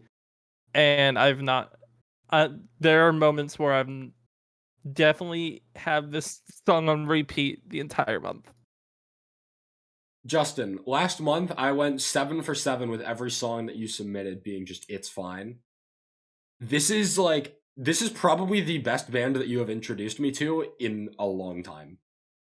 I know this song is incredible. The vocals are insane. Like, this is up there as like one of my favorite bands that I've discovered this year purely off of this song. I didn't even like Whatever It Takes as much as you guys. It's a solid song, but this song is just incredible. The mixing and production are incredible. The dude's vocals is like one of the most talented hidden gems I've heard in a while.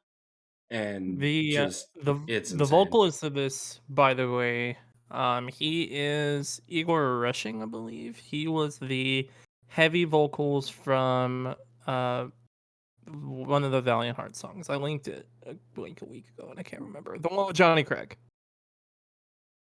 What is it? No Place Like Home? No Place Like Home, thank you. Yeah. Yeah, he was the heavier vocals after Johnny's part in that song. I think he's also in a band called Marina, where he's the Uncleans. I'm so glad this band Wanna exists do a then, deep because dive, there's but- so much untapped potential if he's just doing unclean vocals. Yeah. Like, this dude's cleans are insane. They are And one so thing- good. One thing that I think I really enjoy about his cleans, especially maybe more so on Whatever It Takes, is that because he does uncleans as well, he can make his cleans sound raspier. Mhm. Like that delivery on Just Hold My Hand and Whatever It Takes is like one of my favorite vocal deliveries that I've heard all year. And I think that for me that's where this one falls short almost, is that like I wanted a standout moment like that for me in this song, and I didn't really get it. And there's no like I mentioned this in the Discord when we dropped and we discussed it, but that when songs in this genre, if they're gonna be, I say as long as they are, like this isn't just 4 minutes, but there's no breakdown or solo or really like defining instrumental moment like that. And so as good as the cleans are, to just get 4 straight minutes of them, I'm like, all right, this is okay, but it's lacking. Even if it's a solid song overall, it lacks that standout moment for me, which I got in Whatever It Takes. And so I'm inclined to like feel more strongly about that one as opposed to Spiral. Hold up.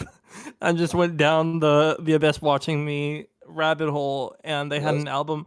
They have an album last year, which was a 5-year anniversary of their debut album. Mm-hmm. And apparently there were Garrett Rapp and wow. Shrezzer fucking features on that album.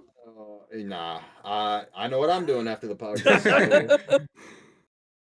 And there's like an Everyone Dies in Utah and In Fear and Faith. Like, what the yeah. Why did they get an Everyone Dies in Utah feature? I don't fucking know. This was on the. This was Danny Martinez, I think. Damn. Yeah, fucking weird. Yeah, like I said, I know what I'm doing after the podcast ends, Ron. I'm going down the Abyss Watching Me rabbit hole. Hell. If this band is not the biggest surprise of the month for me, they are the second biggest surprise for me. I am extremely happy with this song. Mentioning those strong ass features on the Abyss Watching Me album reminded me. Speaking of strong features, we've got the new single from Sigrid called "Bad Life" featuring Bring Me the Horizon. You're afraid things will always be this way. It's just a bad day, not a bad life. is the Ollie Sykes exception. Yep. The monthly Yeah, Ollie Sykes full exception at this point, basically. Yeah. Yeah, I feel like this is like the what, a third in a row. I don't know. But there's been a lot of them. There's actually Sigrid. two this month, but we're not going to talk about the other one. Yeah.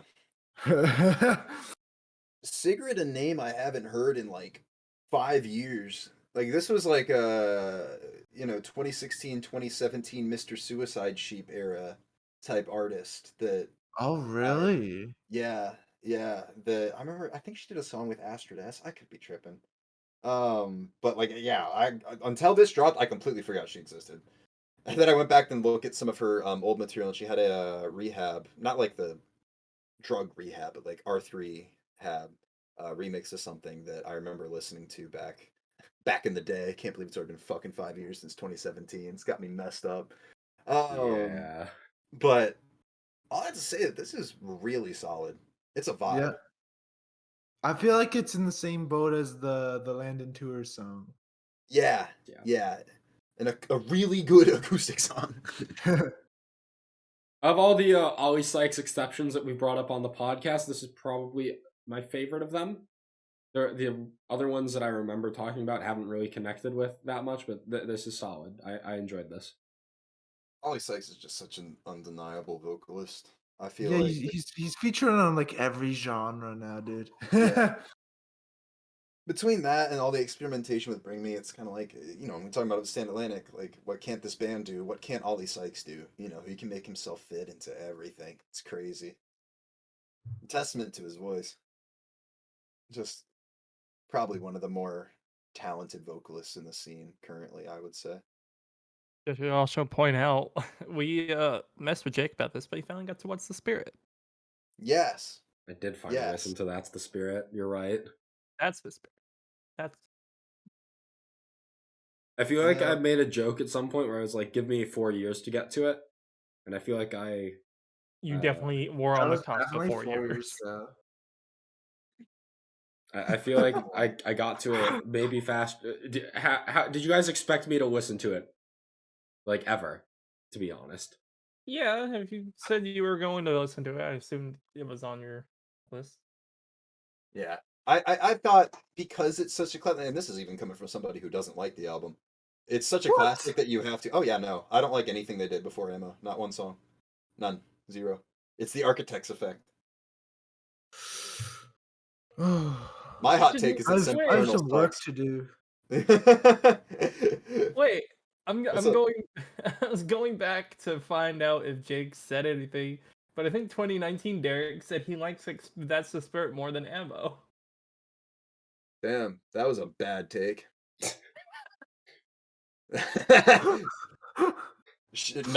Don't shout outs, not me, because that was a horrific take, and I Alright. needed to be shot for that one. Alright. Actually, to be quite All honest. right.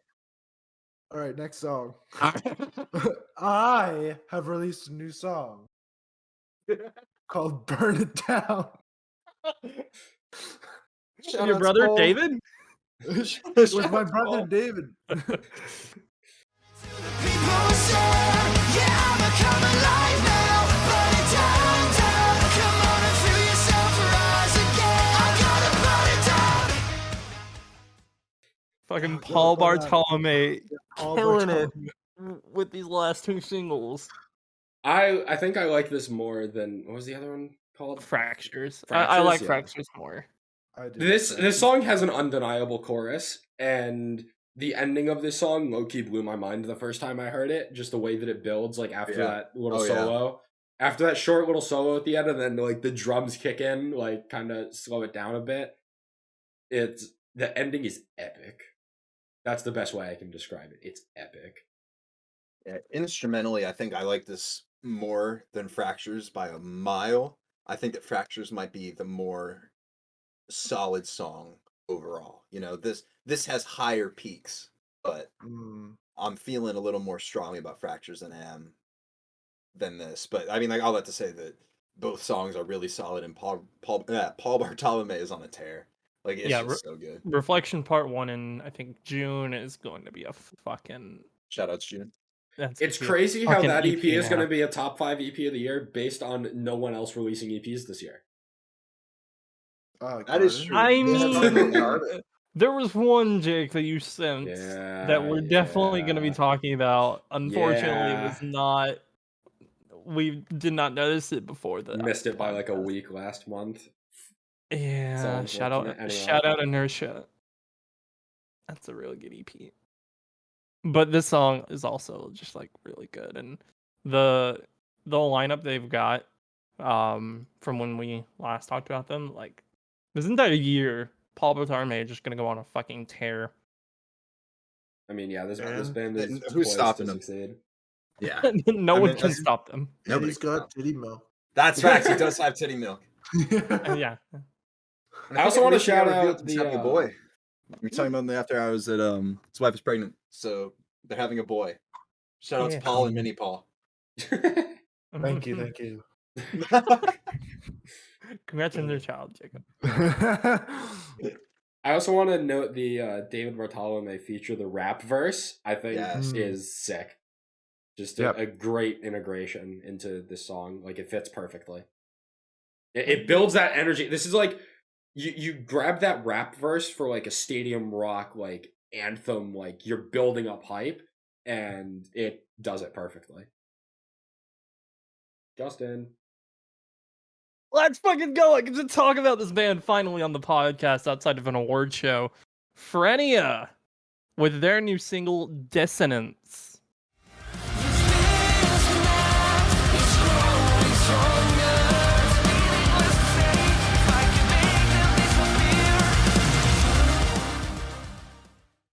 Yeah, this band good.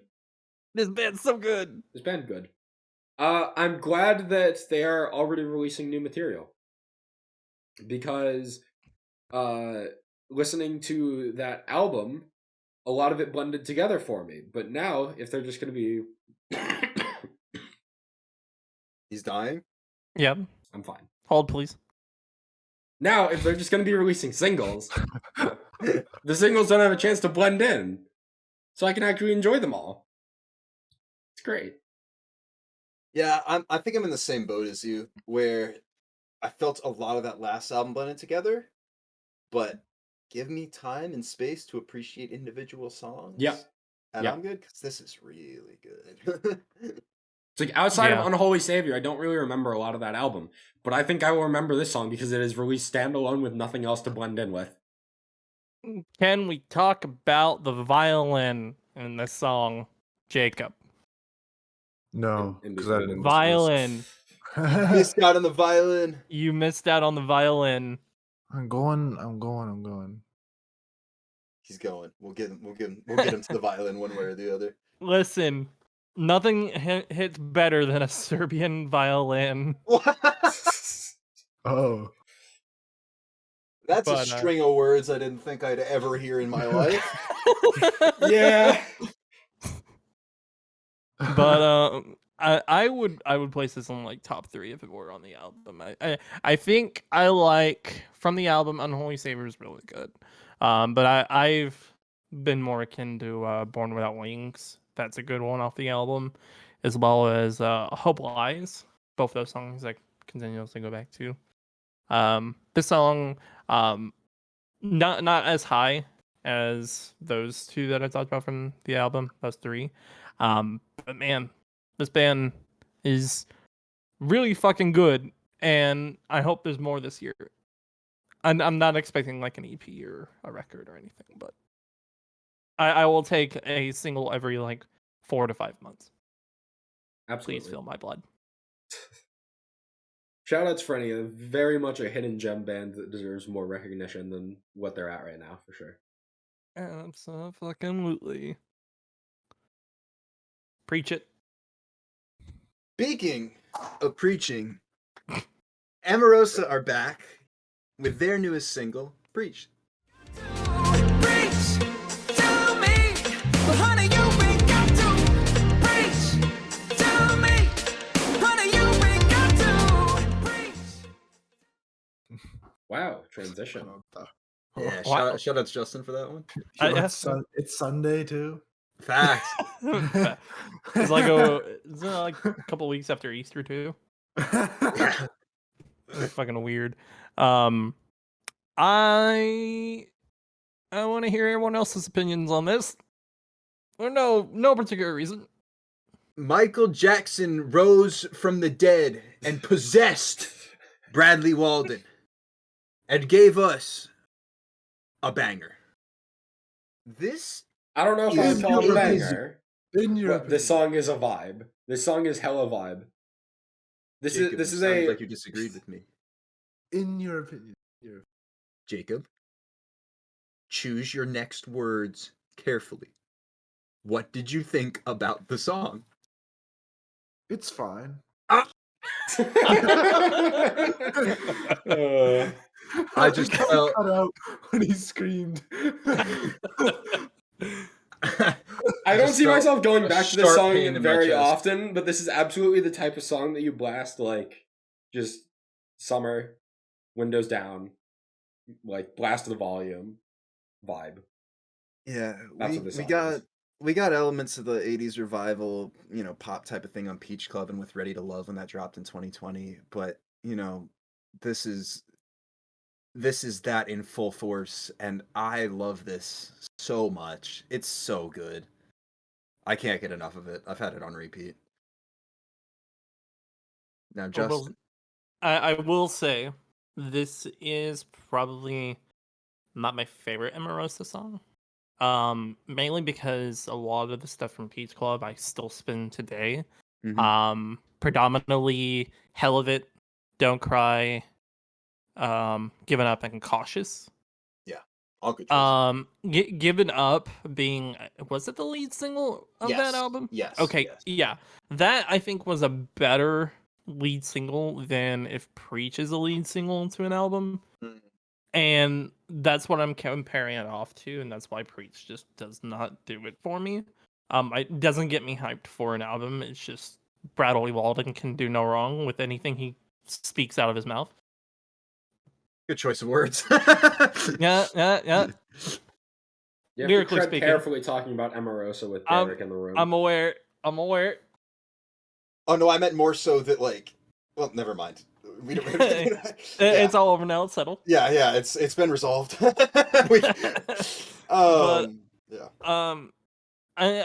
I do appreciate this, and if we get more rock styled Emerosa, I am super down for that. But this isn't bad in my opinion. It's just I didn't get a multiple repeat listens out of it like I wanted out of like Hell of It. I'm just fully convinced that this band, they're at their true their final form, I guess. I'll say that the whole 2019 theme was that post-hardcore Emerosa is dead, and they lean more into that pop side. And I mean, Bradley Walden is no secret that Michael Jackson and like Kalani are two of his biggest influences, and that Michael Jackson 80s pop influence really shines through here, and like that was the kind of music I was raised on, so it just clicks with me. I love this. Speaking of songs that I love, Don Broco have dropped a new song out of nowhere called Fingernails.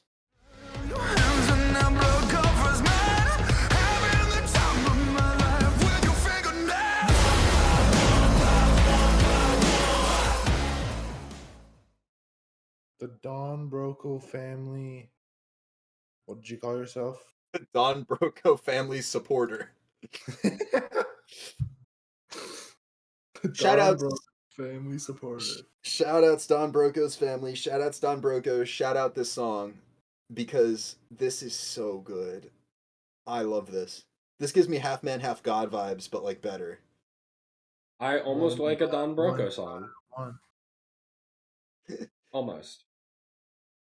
I like the opening of the song, and then when like the first chorus hits in, I start to lose interest a little bit. But like the opening to this song, like that first verse and the instrumentation, Wow. I fuck with it. I'm not fully there yet, but I'm closer than I It's was not with my- anything that you guys teased with me last year. Yeah. It's not my favorite Don Broco song, but it's definitely a good song. I think it's really up there for fun. me.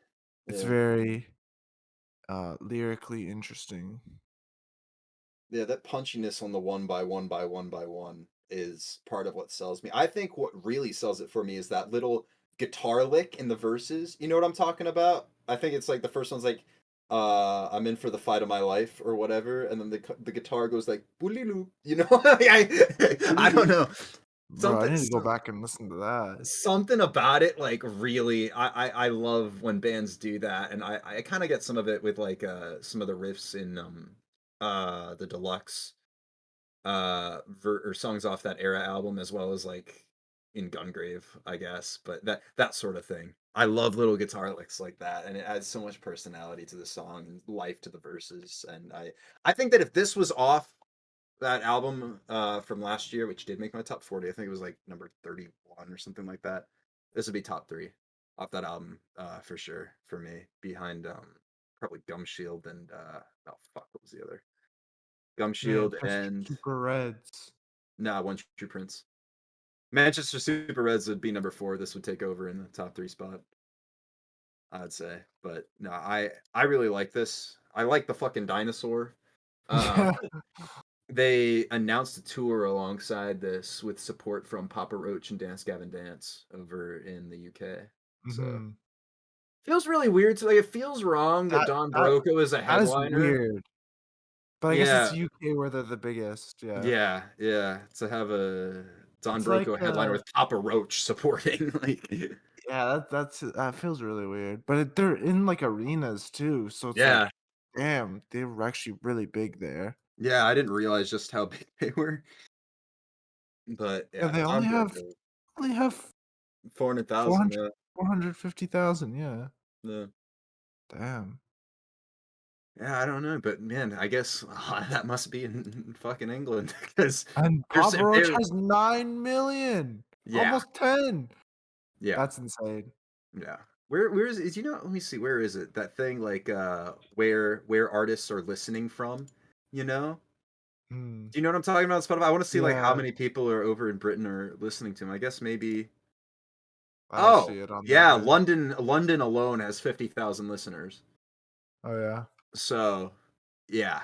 Yeah, over there all their top ones are Britain rather than US. So, I guess the arenas and support from Papa Roach and Dance Gavin Dance makes sense.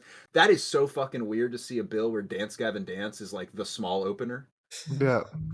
That don't sit right with me on so many levels, but I was gonna say just Europe things, but I you mean, know. maybe, but they're also selling out. Dance Gavin Dance is like selling out a European headliner right now. So I don't know. That one's support with what? Caskets, Idola, and Veil of Maya, I think. Over there, that's a tour and a half. But I digress. Don Broco putting out another fun ass song that's really good. It's the Don Broco guarantee. You know what else is a guarantee? Yeah, hit me with it. Until I Wake, dropping another banger called Inside My Head. One by one, your words have torn me up. I hear them ringing inside my head. This band's just sick as fuck. Yeah, That's all there is to it. yeah. They played This band just showed up one day and was like, "Yeah, we're gonna be better than like most other post-hardcore / metalcore bands that exist already." Yeah, just out of nowhere, out the gate. Yeah. We've had a lot of bands like that. Concrete Castles, out the gate, really fucking good. Until I Wake, ridiculous, out of the gate. I mean, like, Can we talk about how the breakdown in this song is one of the best breakdowns I've heard all year? It goes hard. It goes dummy hard. I wish it were longer, but it goes hard. Yeah. And like between this and Octane, like we're 2 for 2 on singles. This really high on my list for most anticipated albums of the year. I mean, just the fact that they've got like 8 songs out and they're 8 for 8, in my opinion, is just a testament to how absolutely solid this band is, and it translates really well live. You wouldn't think that this song would translate well live just because it's kind of slower paced, but the energy that they put on at that live show with this, I mean, it just went, and of course that breakdown, it's just undeniable, and it was just as good live. I did not expect a breakdown to go that hard with this song, given how it is a bit slower at first. No, but it fits really well, in my opinion, and I'm just enamored with everything this band does. Let's swap how like I feel about Future Palace with how you feel about Until I Wake. Yeah. It's like you're thinking like Yeah. Future Palace sweeper top 10 contender maybe. That's how I'm feeling about Until I Wake. I think where it's like there's some potential to maybe hit that top 10 list for me. And they're supporting Crown the Empire with Destroy Build Until God shows on that 10-year And anniversary. the Word Alive's on that too, right? Oh, that is such a nuts bill. I think so, yeah. Oh man.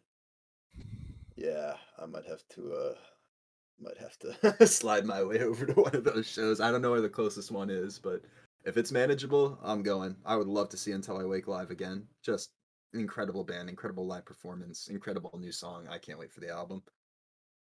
Let's talk about this new single from Nothing More called Tired of Winning.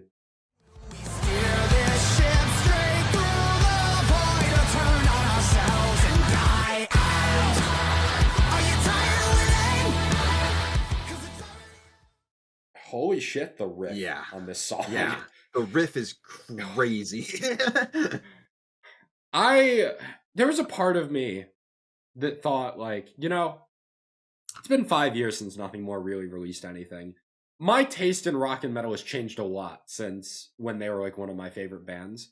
And I still liked Nothing More. Like, don't get me wrong. This song is reminding me why this band was, like, a top 5 favorite band all time for me at one point. When I was, like, just getting into this type of music back in 2017, like, this band was one of the best that I had discovered at that point. And obviously now I've discovered dozens and dozens, if not hundreds of more bands, but Nothing More are still just as incredible 5 years later. And Turn It Up Like last month, solid song. Banger. This is a whole new level for me. There's a unmatched level of energy that this song brings. It comes in the riff, it comes in the vocal delivery, it comes in the breakdown that they didn't include in the Spotify version but is in the music video. I am so stoked for this upcoming album. Especially having watched the music video, knowing that there's like an extra minute and a half of this song that is probably just going to be an interlude on the album. Nothing More are well on their way to a top 10 album of the year, and I don't know if I would have said that a few months ago, given how long it had been since they had released new music, and I had kind of grown apart from a lot of their old stuff, but Nothing More, I'm right back into it, releasing bangers. Someone who only really liked Jenny, Who We Are, and Do You Really Wanna? This is probably my favorite Nothing More song.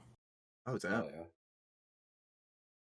I think I like Turn It Up Like more vocally, but I like this one more instrumentally. And if there's any song on the album that's got that same, with what's clicking with me with the vocals on Turn It Up Like and the instrumentation of Tired of Winning, you know, you were mentioning, a couple months ago I wouldn't be able to say that this is a top 10 contender. I would have never said it was a top 10 contender, but these are both so good that, like, it's got me thinking about top 10 potential. And, like, Nothing More were a very good, you know, you're talking about them being like a gateway band type of thing. Or definitely a gateway band for me. That was how they were for me. Nothing has really stuck with me since then. I haven't really listened to their stuff in a couple of years, but this is drawing me right back in. It's breathed new life into my appreciation for the band.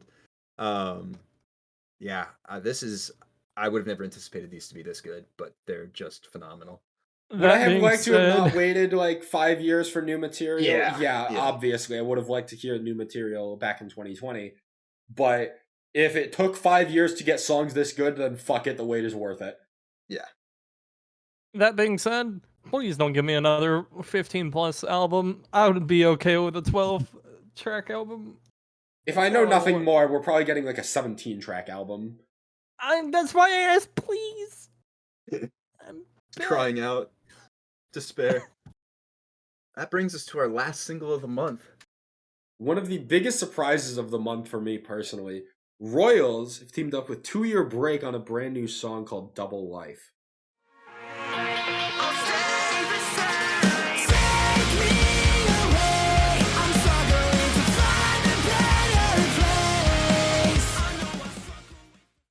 Now, we discussed Royals and their EP, A Spark to Ignite, last year. Very briefly. I don't think any of us were super captivated by it, if I remember correctly. No. So, when this song gets announced, I'm kind of just like, I'm aware of it, but I'm not really paying attention to it. And then I listened to this shit when it drops 2 days ago, and I am blown away. This is incredible. This They is have really solid. Yeah, like they really, have- really solid. Royals are traditionally a pop punk band, and they have teamed up with 2 Year Break, who I have learned are like blending metalcore with pop punk, and together they have made an incredible song. The energy of this song is fantastic. The 2 vocalists go along fantastic. The breakdown is sick. I did not expect to get a breakdown in a Royals song, but fuck it. It's amazing. Just overall, I am really stoked about this collab here. Yeah, I'm not as entirely sold on it as I think you are, and I think that's just because I listened to it for the first time like 5 minutes before we started recording.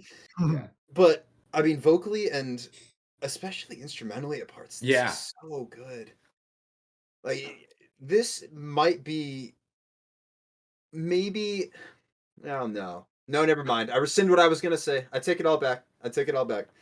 But I was just gonna say that like overall, this is probably outside of maybe that Nothing More song we just discussed, the thing that I'm not entirely convinced by yet that I think has the strongest potential to become something that I'm sold on and then take me further with the band.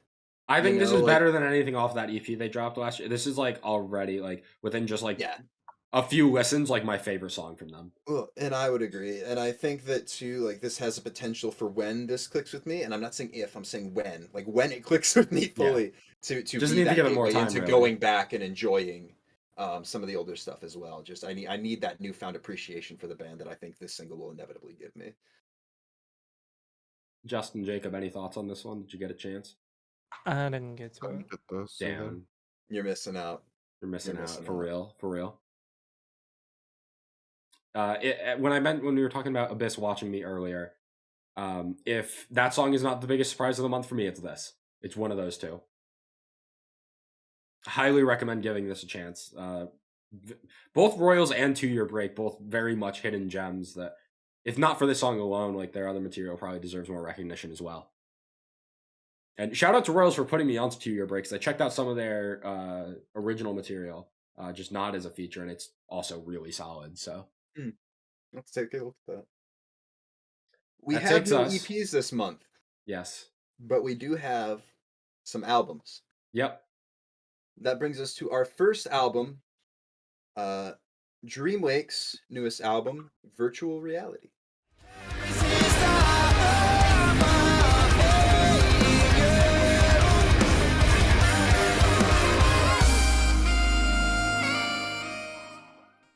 I The just debut wanna, album.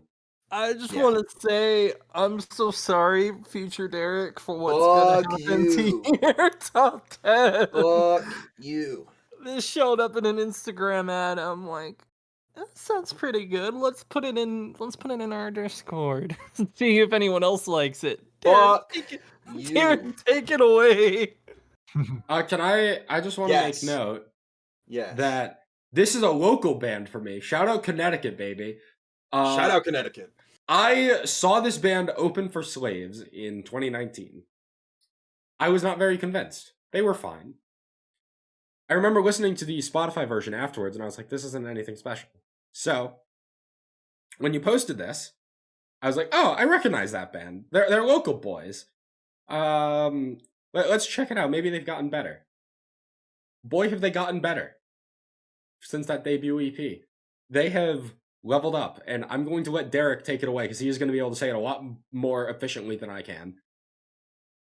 So, well, I just wanted to say, actually, before I did anything, Jacob, I saw that you had a surprising amount of listens to this when I ran the command for who had listened to the album, and I wanted to know, like, did it click with you any more than the first time you listened to it?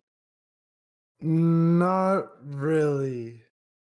I think most of the I like elements of each song, but I Mhm. never like a full song. Is what my problem is with this. That's my main takeaway. Also, want to say that they had Brian from Currents feature at their album release show Mhm. on I don't remember what song, I think it but was Elixir that they did. I remember you sent that video. I'd have to go back and look, but that video is chef's kiss. so I Shout thought out that was Connecticut, cool. baby. Shout out I to think Connecticut. the sax is cool. I think it would be really cool to see live. I feel like Jake is really lucky to see that live.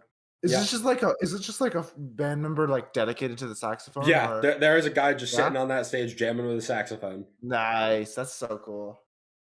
I believe it So was yeah. actually somebody they brought in locally that isn't a member of the band. Oh, But Okay. yeah, they had him fill in for sax, I think. I remember seeing something like that on Twitter. I don't know. I could be wrong. So yeah, I saw them open for Swaves in 2019, and then I saw them open for the Dayseeker Sweep Talk tour as well in Worcester earlier this month. And I forgot that they were opening for that, so I didn't listen to the album until the day after when I was like, fuck. Bitch. Because I could have really enjoyed their set at that tour if I had just remembered that you told me they were opening for that tour. They were still good live, I just wasn't really able to sing along or try to sing along anyway. All right, everybody, buckle in. we're buckled in. I am going to Buckled in 'cause qualify. Derek is about to preemptively talk about what a top 10 album of the year. I am going to qualify my entire review for this album by saying that I like this more than The Death of Peace of Mind. Interesting. I'm putting that one out there. This has overtaken The Death of Peace of Mind, which I have over 1,000 plays on, like total across all the songs, as my current album of the year. I mentioned this, I guess, last year with that Sewer Person album that made my top 10, that it felt like it was an album crafted like specifically for me. And I think in hindsight, it was more so made for my specific circumstances at the time, rather than like having the instrumentation and just the music as a whole crafted for me. This feels like Dreamwake sat down and they were like, damn, we need to make an album that hits every single one or all the aspects of what Derek likes in metalcore. All right, we got the guitar solos, we got sick ass breakdowns, we've got electronic like repitched vocals and synth, we've got extremely pronounced bass lines, we've got saxophone solos, we've got incredibly melodic choruses. I'm lucky to get maybe one or two of those things on any given metalcore album. This has at least 3 of those things on any given song. I remember the first time I heard Luna, I was just blown away. I was like, this is Derek the song. Like, this Why is checks. it called Luna and not Derek? then? Facts. Yo, Dreamwake. I'm gonna rename that shit real quick. Oh man, it was. I was just blown away, and I remember I couldn't listen to the rest of the album at the time, and I got home and I sat down and I listened to the rest, and I just kind of like sat back in my chair. You know, like in, I guess like maybe Star Wars might be a good example, but they're in the spaceship and they enter like warp speed or whatever, and everybody like gets like pushed back in their seat from like the speed or whatever. That was me. For the entire duration of my first listen to this album, I was like floored. I was just in awe of everything that I was hearing. I checked the credits for these songs, and it looks like it was self-produced. And if that's the case, whichever one of these motherfuckers produced this album needs to do this professionally for every band ever, because music will be better off for it. I have Put, like, Pulse to never... Flames on there. Yes, First. absolutely. I have never in my life heard mixing as good as this. On any song, any album, band, never. You can pick out every single instrument that is being played clearly. And the fact that they're able to make that bass line and the rhythm guitar, I think especially, so pronounced and clear on top of everything else is mind-blowing to me. I feel every instrument on this album in my brain. It's just like an instant hit of serotonin anytime I play any of these songs. I really also love the way that the songs play together in terms of the replayability, especially the transition between Paradise, Ethereal, and Lucid, which is completely seamless. Very reminiscent of like that Bloom EP from Of Mice and Men, where each of the songs transition seamlessly into one another. It's kind of like a To Better Days Prayers type of thing, where I don't listen. If Lucid comes on in my playlist, I add Ethereal to the queue, then go back and make sure that it plays beforehand just so I can appreciate it. I think the lyricism on here as well is just incredible and something that I didn't really pick up on until I listened to the album more. I need to pull up. Hold on. Give me a second. I think the lyricism that I want to point out the most is actually that mosh call in Midnight Rain, which is slave to a substance and nothing will change, is just like the hardest line I have heard probably since that like Moss of Flames EP with the if the good die young, does that mean I wasn't good enough line. I mean, it stuck with me. Where is this? What is gay? Where is it? It's Paradise. For years you were pulling away at the seams of a catastrophe. I had you dead to rights. All those meaningless nights, but I begged for forgiveness desperately. Pull me closer as I slip away. Your ignorance has found its way to me. Stop acting like you're fighting for this, because it's clear you've given up. You're so far away from this reality. And then the chorus. And it hurts to know you're wrong for sleeping next to me. I'm afraid to face the lies you told me every day. I'm screaming out your name, but you're not hearing me, lost along the way.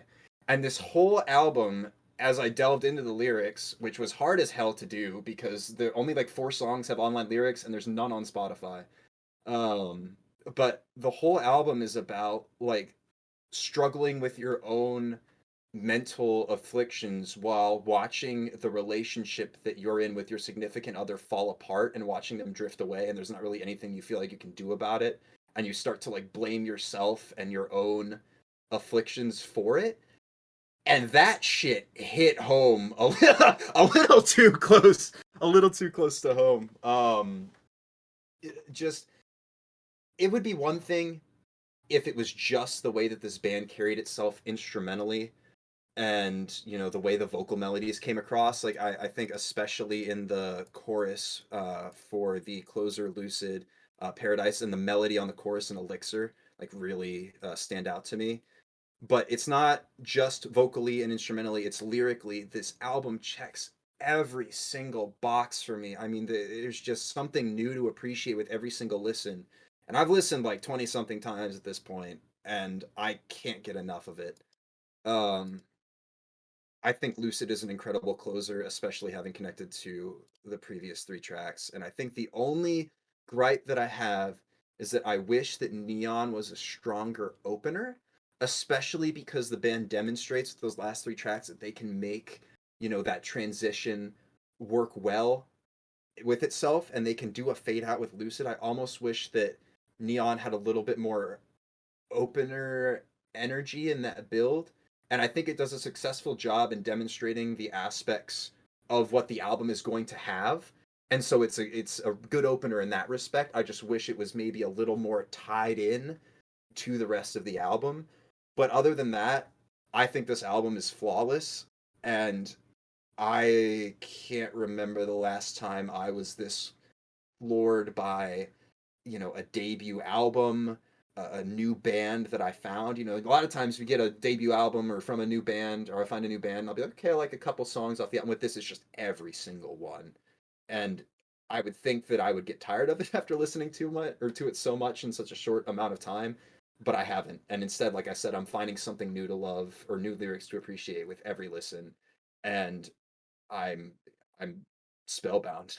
You know, like I can't get enough of this. I love it. So shout outs Justin, but also fuck you, Justin. Hell yeah. for throwing up what I thought was going to be my top 10. I did a little bit of research on the producer, by the way. It's a very lesser known producer. It's Okay, well, they need to add like 3 zeros to whatever number that guy is getting paid because that dude has crafted a masterpiece. Okay, his like name is what's his name? Steve Perino. He's from Ohio, and a lot of the bands I'm noticing here I don't recognize, but Oh, the Sonderbombs. Oh, he does that for them. Oh man, okay. Well, that's an entirely different vibe. So, yeah, he produced and engineered the album.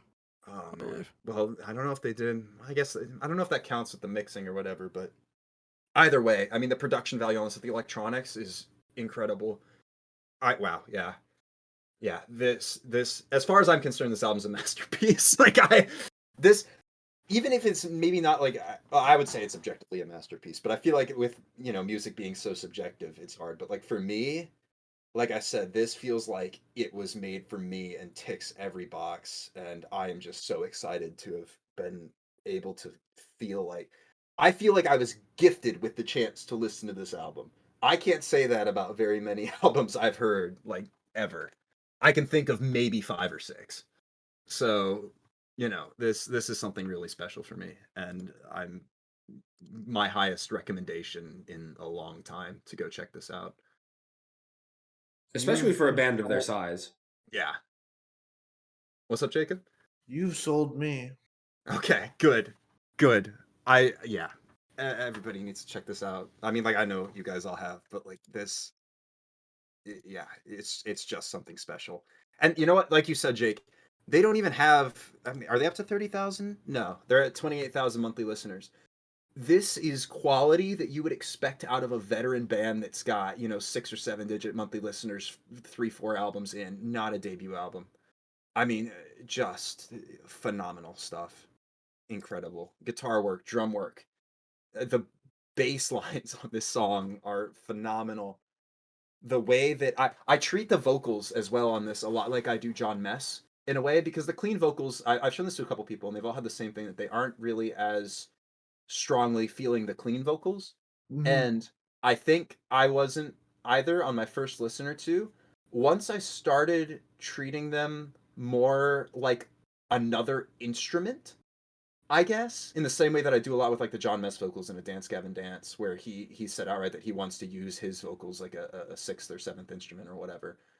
Especially with the melody on them, like I mentioned in Elixir, Lucid Paradise, it takes those moments where maybe I'm not feeling them as much, and I'm able to kind of blend them in and hear them with all those other instruments, which again are so pronounced, and it just adds to the experience. So even the parts that I would like, oh, I don't love these as vocals. Okay, well, I love these vocals as another instrument, and suddenly I fall in love with the song all over again.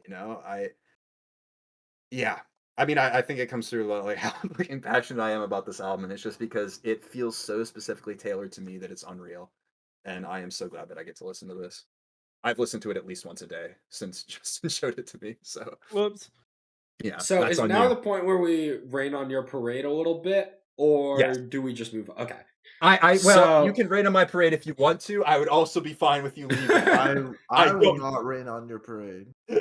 I also won't, because I created the parade and I think it's hilarious. This parade is Justin's fault. I have a few things that I want to add to this. I'm not Yeah. nearly as high on it. I don't think it's possible for me to be nearly as high on it.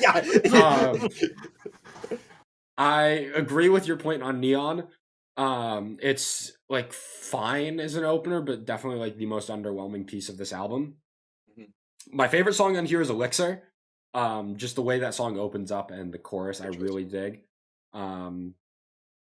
And then Paradise into Ethereal into Lucid, extremely smooth. Definitely agree. Lucid has fallen, like, of all the other songs, Lucid is the one that has fallen the most flat for me. That hurts. Yeah, it's just, I don't know. We were It's got talking about the it. token undertow line. It references the undertow. It's got. We were talking about it with Frenia earlier, where it's like, because I listened to it as an album, some of the songs blend in with each other. Okay. And that's how I feel about this. Where it's like, I don't dislike anything that I'm hearing, but I'm struggling to distinct it other than Elixir. That's the one song that's really stood out to me for the most part. And the rest of it is all like, it's good. I enjoy listening to it. Just, it's not going to get stuck in my head the way that it obviously has with you. Yeah. So, That's kind of all I have to say. I will vouch. Check out this album. If not for me, for Derek. Yeah, please. Shout out Dreamwake. Shout out Connecticut. Shout out Steve Perino. Like, yeah, just an incredible album. Let's talk about an album that you guys haven't listened to. Take it away, Jake. Sell me. Short Stack have dropped their first We album. didn't do our homework. Short Stack have dropped their first album in, I think, 7 years. Maybe There's No Heaven. So take me as you please. There's plenty of songs I used to know. I cut myself to pieces 'cause I shouldn't let you. Jake is like that. Is like that teacher that calls you out for not doing your homework. This is where I try and sell you guys on this album. This shit deserves to go viral on radio. This is like the most well-crafted pop rock for radio that I have heard in a while. Songs like Sunshine, Cut Your Teeth, Live For, Love You Like I Used To. It all screams radio to me. It's like, I don't know. There's something about the sound that this band has that I feel like deserves radio play. Like, I could totally see this charting, like, all over America on, like, popular, like, pop rock radio stations. It is that catchy. Every single song. So yeah, I think this album is really good. My favorite album of the month for sure. It was a little bit underwhelming, but I think that comes off of Burn You Down being one of my favorite songs of last year and having fallen off for me since then and being the best song on this album still, and also like the first song on the album. It does have a Prayers-esque opener to it where there's the 49-second opener of Maybe There's No Heaven, which is just like an interlude into Burn You Down, which I thought was really cool and definitely had me excited for the rest of the album when I hear that. And then just overall, it's just a really fun experience from top to bottom. As I've said, this shit screams radio to me. There's so much fun energy from song to song. With Sunshine, where it's like, you're my sunshine, ba ba ba da da da. Or just the drumming on Cut Your Teeth, or just the chill vibes on Lights Out. Shinigami has some really fun instrumentation too. It's probably the most like happy, fun album that I've heard in a long time, since like Pink Elephant by Stand Atlantic, I would say. There's just an infectious energy to this album that I feel like a lot of stuff that we talk about leans on that like anxiety and depression and that side of the mental health. Whereas I feel like this is one of those albums that really, it lifts you up as you listen to it emotionally.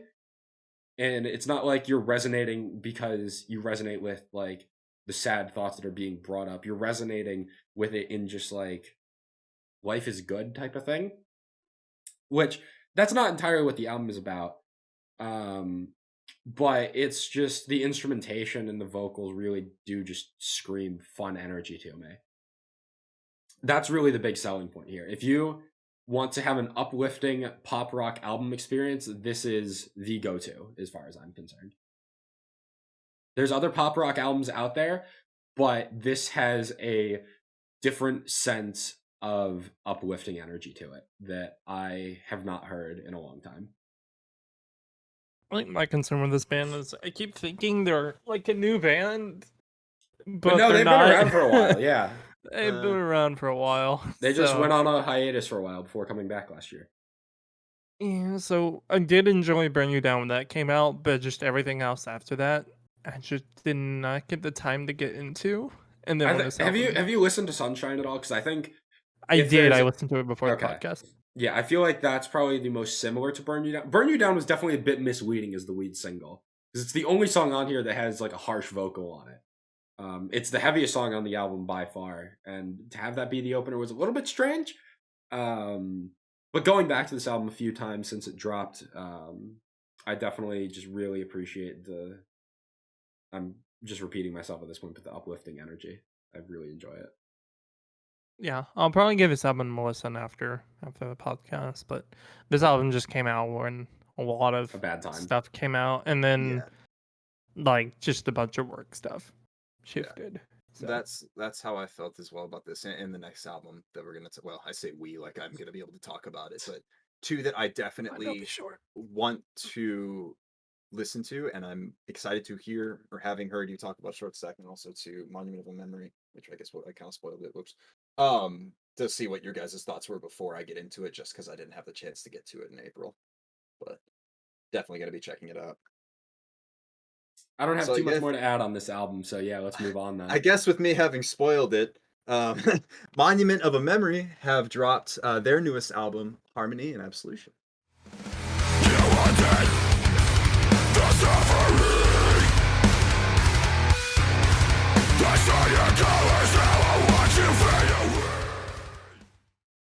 Jake, we listened to this together. We did listen to this together. Me start? Oh, damn it. This album had so much potential, and it misses the mark more often than not, unfortunately. So correct.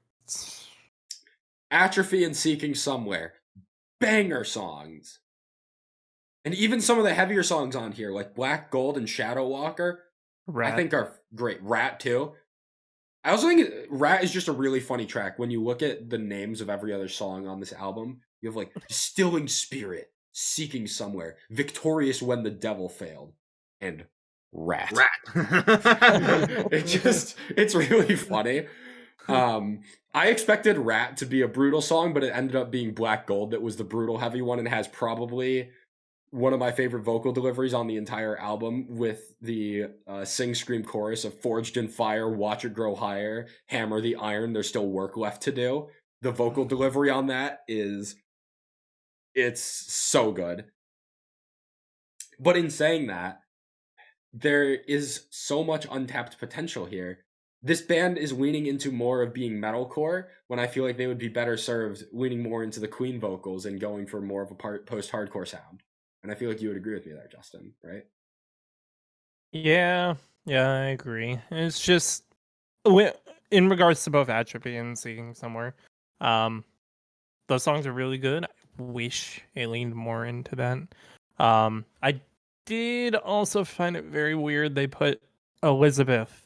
Yeah, the acoustic they released like 4 years ago. Yeah, in the album. Oh, is this gonna escape the fate kind of thing we're doing here? Releasing. They just threw it on there. They threw it on there when it was a single back in 2019. It was really fucking weird. But and it's not like Elizabeth is on the album either. It's just the acoustic is at the end. Yeah, it's fucking weird. But I don't know. This band had much more potential. Yeah, kind of wish they didn't lean into the heavier vocals, but I don't think I'm as low on it as you are. I mean, I get why you aren't enjoying this as much, but like, I think that they can do metalcore well, but more often than not, they lean too much into it for their own good. Well, it's also the problem is they have a Will Ramus feature, so I presume a lot of this album has a lot of Lorna Shore callbacks and influences, which is why it sounds as heavy as it does. And Lorna Shore, I'm not too big of a fan of. Yeah, and it's like, I don't want to blame them for doing metalcore. Like, if that's what they want to do, then fucking do it. I don't want to tell them to like change the music because I don't like it. Like, if this is what they enjoy doing, then that's what they enjoy doing. But I think that there's just untapped potential here, that this band could be amazing. Mm-hmm. And unfortunately, this album just misses the mark. Fine, I've got Weather Right. They'll fill the void of like bands that are coming back and still sound amazing. It took me a bit to realize what band you said there, but yeah, you're right. Yeah. In saying all of that, I would recommend checking out this album because, as I said, Seeking Somewhere and Atrophy are fantastic tracks, and I think Black Gold and Shadow Walker are also really solid tracks. So there is good here. Just untapped potential that could have made this album better than it is. And with that, let's move on to the most notable album release of the month then. Northlane have dropped their newest album, Obsidian.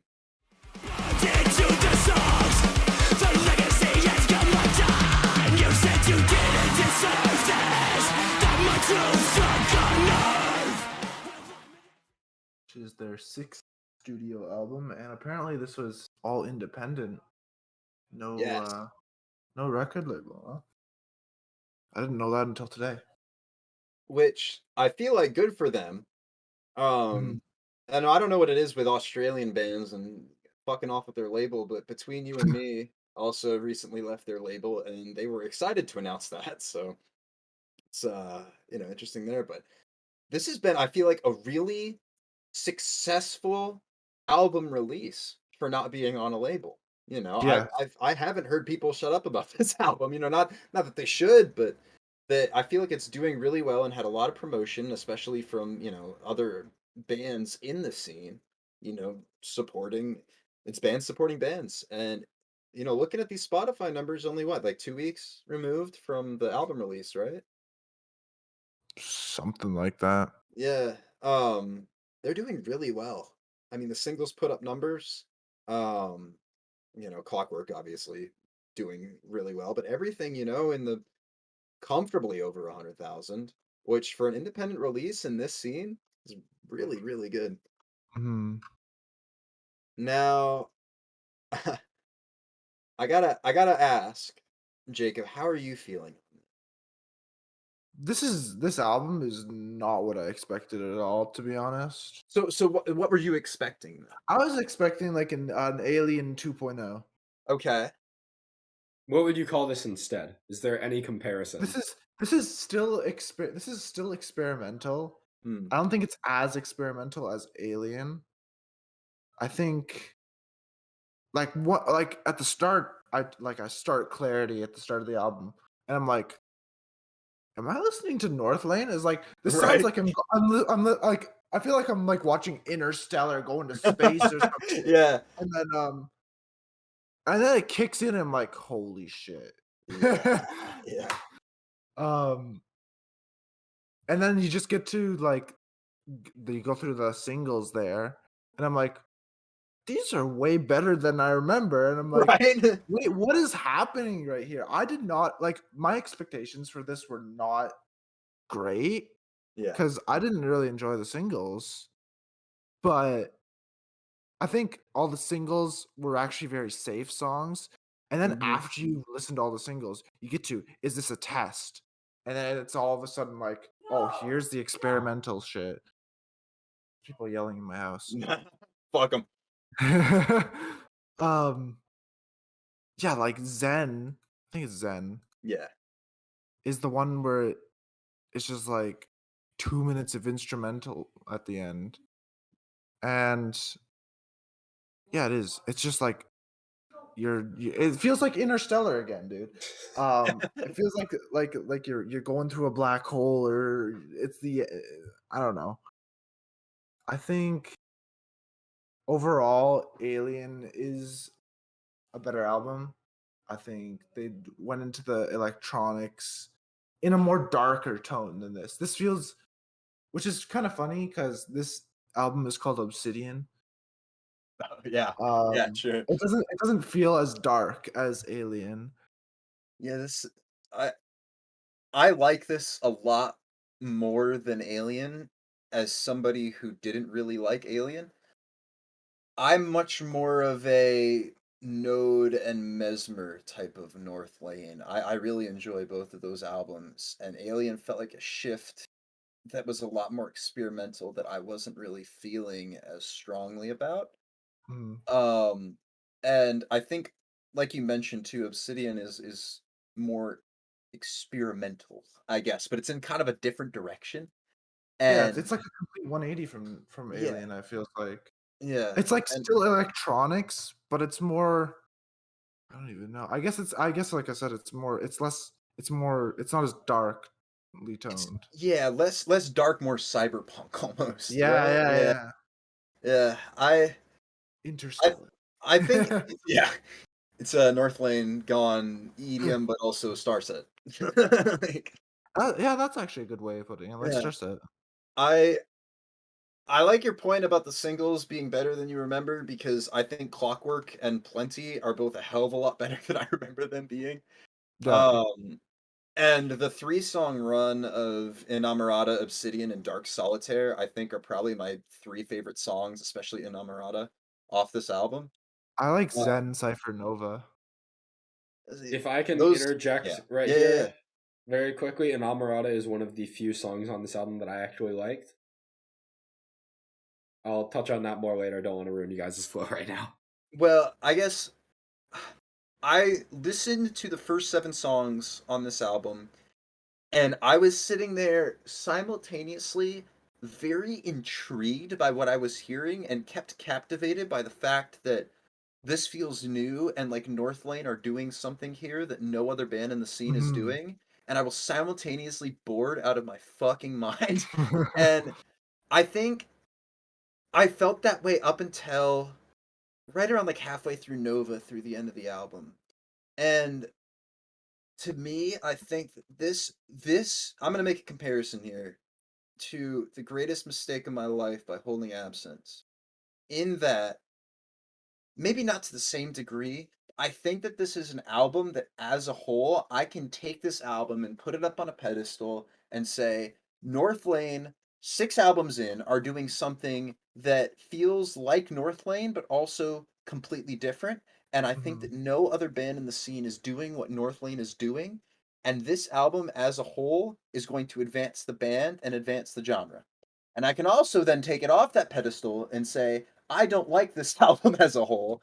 I think it's maybe in its experimentation drags on at points that it shouldn't, that hurts my personal replayability of the album and the enjoyment of songs as a whole.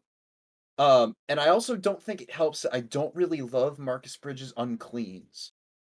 And not nearly as much as the Cleans anyway. And I think your point about wanting him to do a post-hardcore album Yeah. is a great one Dude, because after hearing him on that Thousand Below song, yeah, Lost I'm just like, Between. yeah, Yeah, yeah. And I think the songs that I enjoy the most on here are the ones that lean into his cleans the most. And so do you you like know, Nova? I do like Nova. It's not one that I say that I'll listen to regularly, but I appreciated it for the song that it was. It was probably the one that that you know what, that 3-song run of Zen Cypher Nova, I think is probably the most impressive. Even if it's not, I didn't save any of them, but it's the one that if I had to pick 3 songs to describe, like, oh, this is what the album's gonna sound like, it's gonna be those 3. I think those are the 3 most experimental as well. Yeah, yeah, for sure. The mission statement, I guess, of this album would be those 3. I really like Clarity as an opener and Dark Solitaire as a closer. Yeah, I Um, think Clarity is the best song on here. I'm gonna have to give that to Inamorata for me. Um, but in terms of like objectively, yeah, probably you're probably right. Um, yeah, I don't know. I think each individual song has a moment for me that I really like. It's just either it's too experimental to hurt the individual song replayability, or there's like too frequent uncleans, or they go on for too long, which is more so a personal preference than a dig at the album. I think that objectively, this is a really good album. Like I said, I think this is going to be moving forward, 4 or 5 years from now, the same way that people talk about Sempiternal as a Mhm. turning point for metalcore. I think that this is going to be one of those albums that we see a trend of bands taking some of the influences of what Northlane is doing here and applying it to their own work. I wouldn't be surprised A if this trend in, becomes, in yeah, prog metal, yeah. I think a couple of years from now we see this being hailed as another like quote unquote cornerstone album that Mhm. defined a certain aspect of the genre. It's just for me what they're doing right now. It's working on some songs for me, and it's not working for my own personal tastes in others. So I'm left feeling kind of indifferent. A couple months removed from this album, I'll have a couple songs that I go back and revisit, but I don't see myself wanting to sit down and experience this album again as a whole.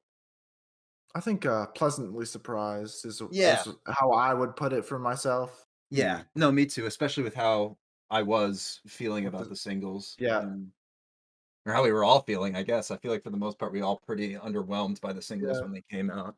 That's one way to put it. There's also one way to put it. All right, get it out. So this is my first time listening to a Northlane album in full. And I wanted to go in with an open mind of like, Clockwork was alright. I liked the chorus of Echo Chamber and Carbonized, but that's kind of it.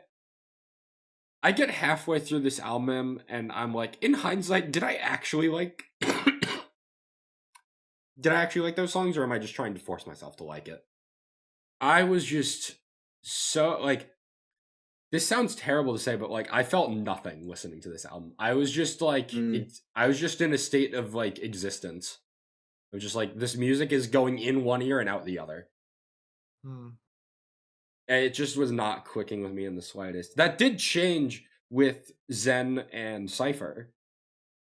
With Zen, I enjoyed it for the most part up until you get that like 2-minute instrumental fade out at the end, and I'm like, do I actually want to hear this again? I don't know, maybe not.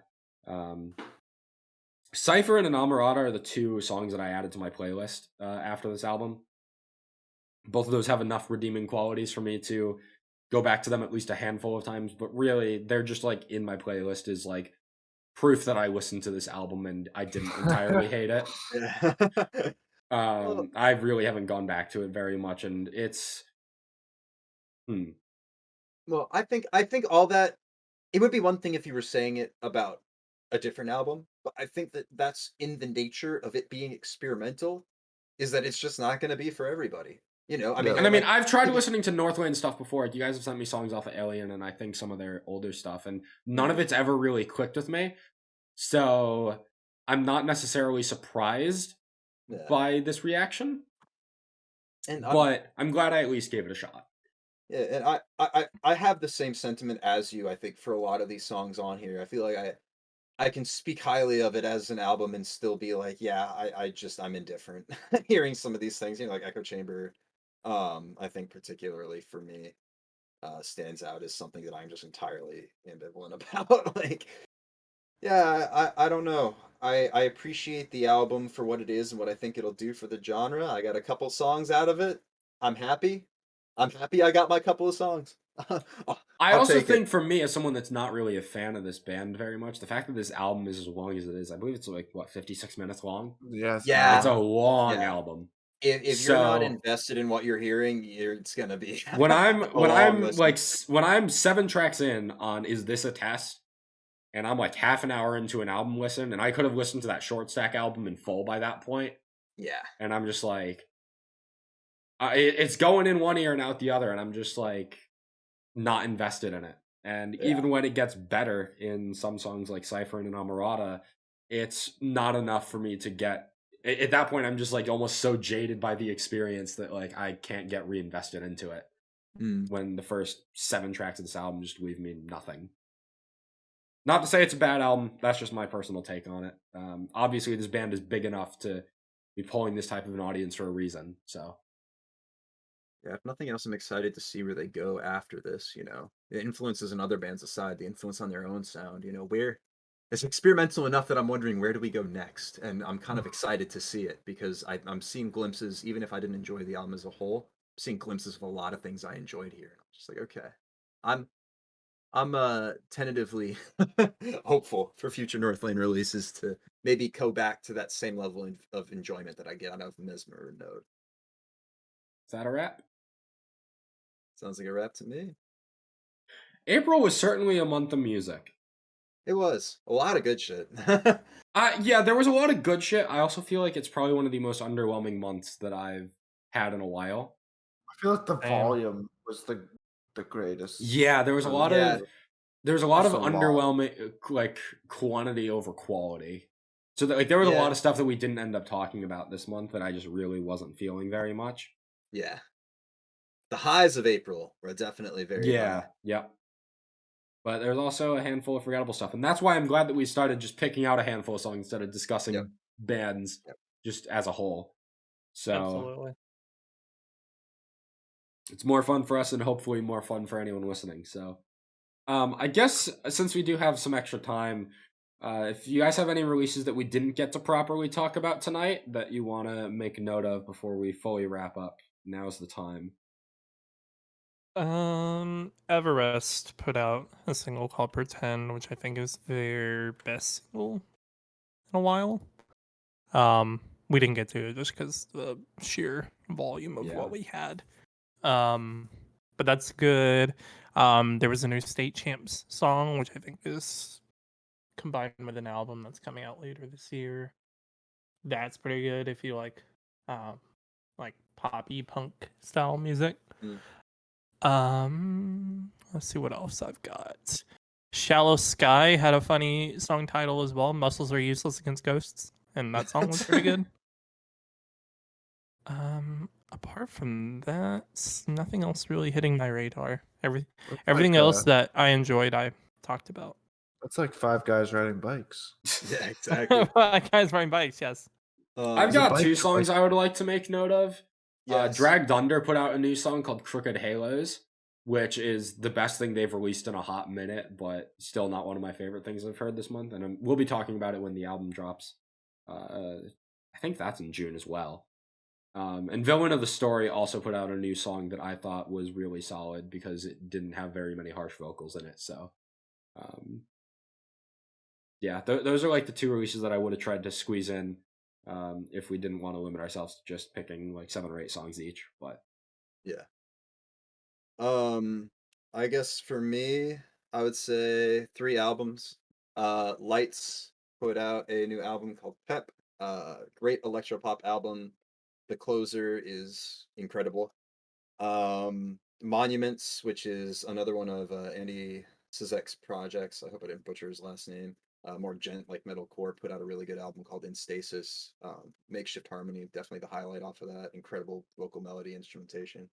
And then Donovan Molero, the lead singer of Hail the Sun, put out a solo album called Chelsea Park After Dark, which listen to if you want to cry about lost love and relationships. But yeah, all 3 really solid releases. That's all I got. Jacob, you have any song that you want to make note of we didn't get to talk about? Not really anything new, but I've been listening to a lot of Holding Absence lately just because I saw them live. Yeah. And I want to highlight the song Wilt because that was so cool to see live and probably one of my favorite songs to hear live ever. So, yeah, shout out to Wilt. I think that does it for this episode. I do actually want to make mention that 2 days from recording this episode will be my last ever radio show at college before I graduate. So the next time that we record one of these, I will have graduated from college, which is a fucking terrifying thought. Yeah. But I'm excited for it. So that's that. It's crazy that the whole thing started because I decided to start a radio show at my college, and now this is going to outlive it. Like I feel like I was about to say that. That's theorized that like the podcast is going to outlive the radio show for a while, and now we're like it's actually about to happen. So it's just kind of crazy. Been a weird trip. Yep. That'll do it for this month's recap. If you want to follow, you can follow at Hivemind Radio _ on Instagram and Twitter. Follow us on Spotify at Hivemind Radio Recap. Subscribe to our YouTube channel. You can watch these episodes live and chat with us at the beginning of every month. And stay tuned for more. We'll try and get in some more after hours episodes. I know we're in contact with a couple of bands right now. Just need to schedule that shit out. And more content coming soon from all of us. So thank you for listening. Have a good night or good afternoon or good morning whenever you're listening to this. Good one, everyone. Bye. Bye-bye.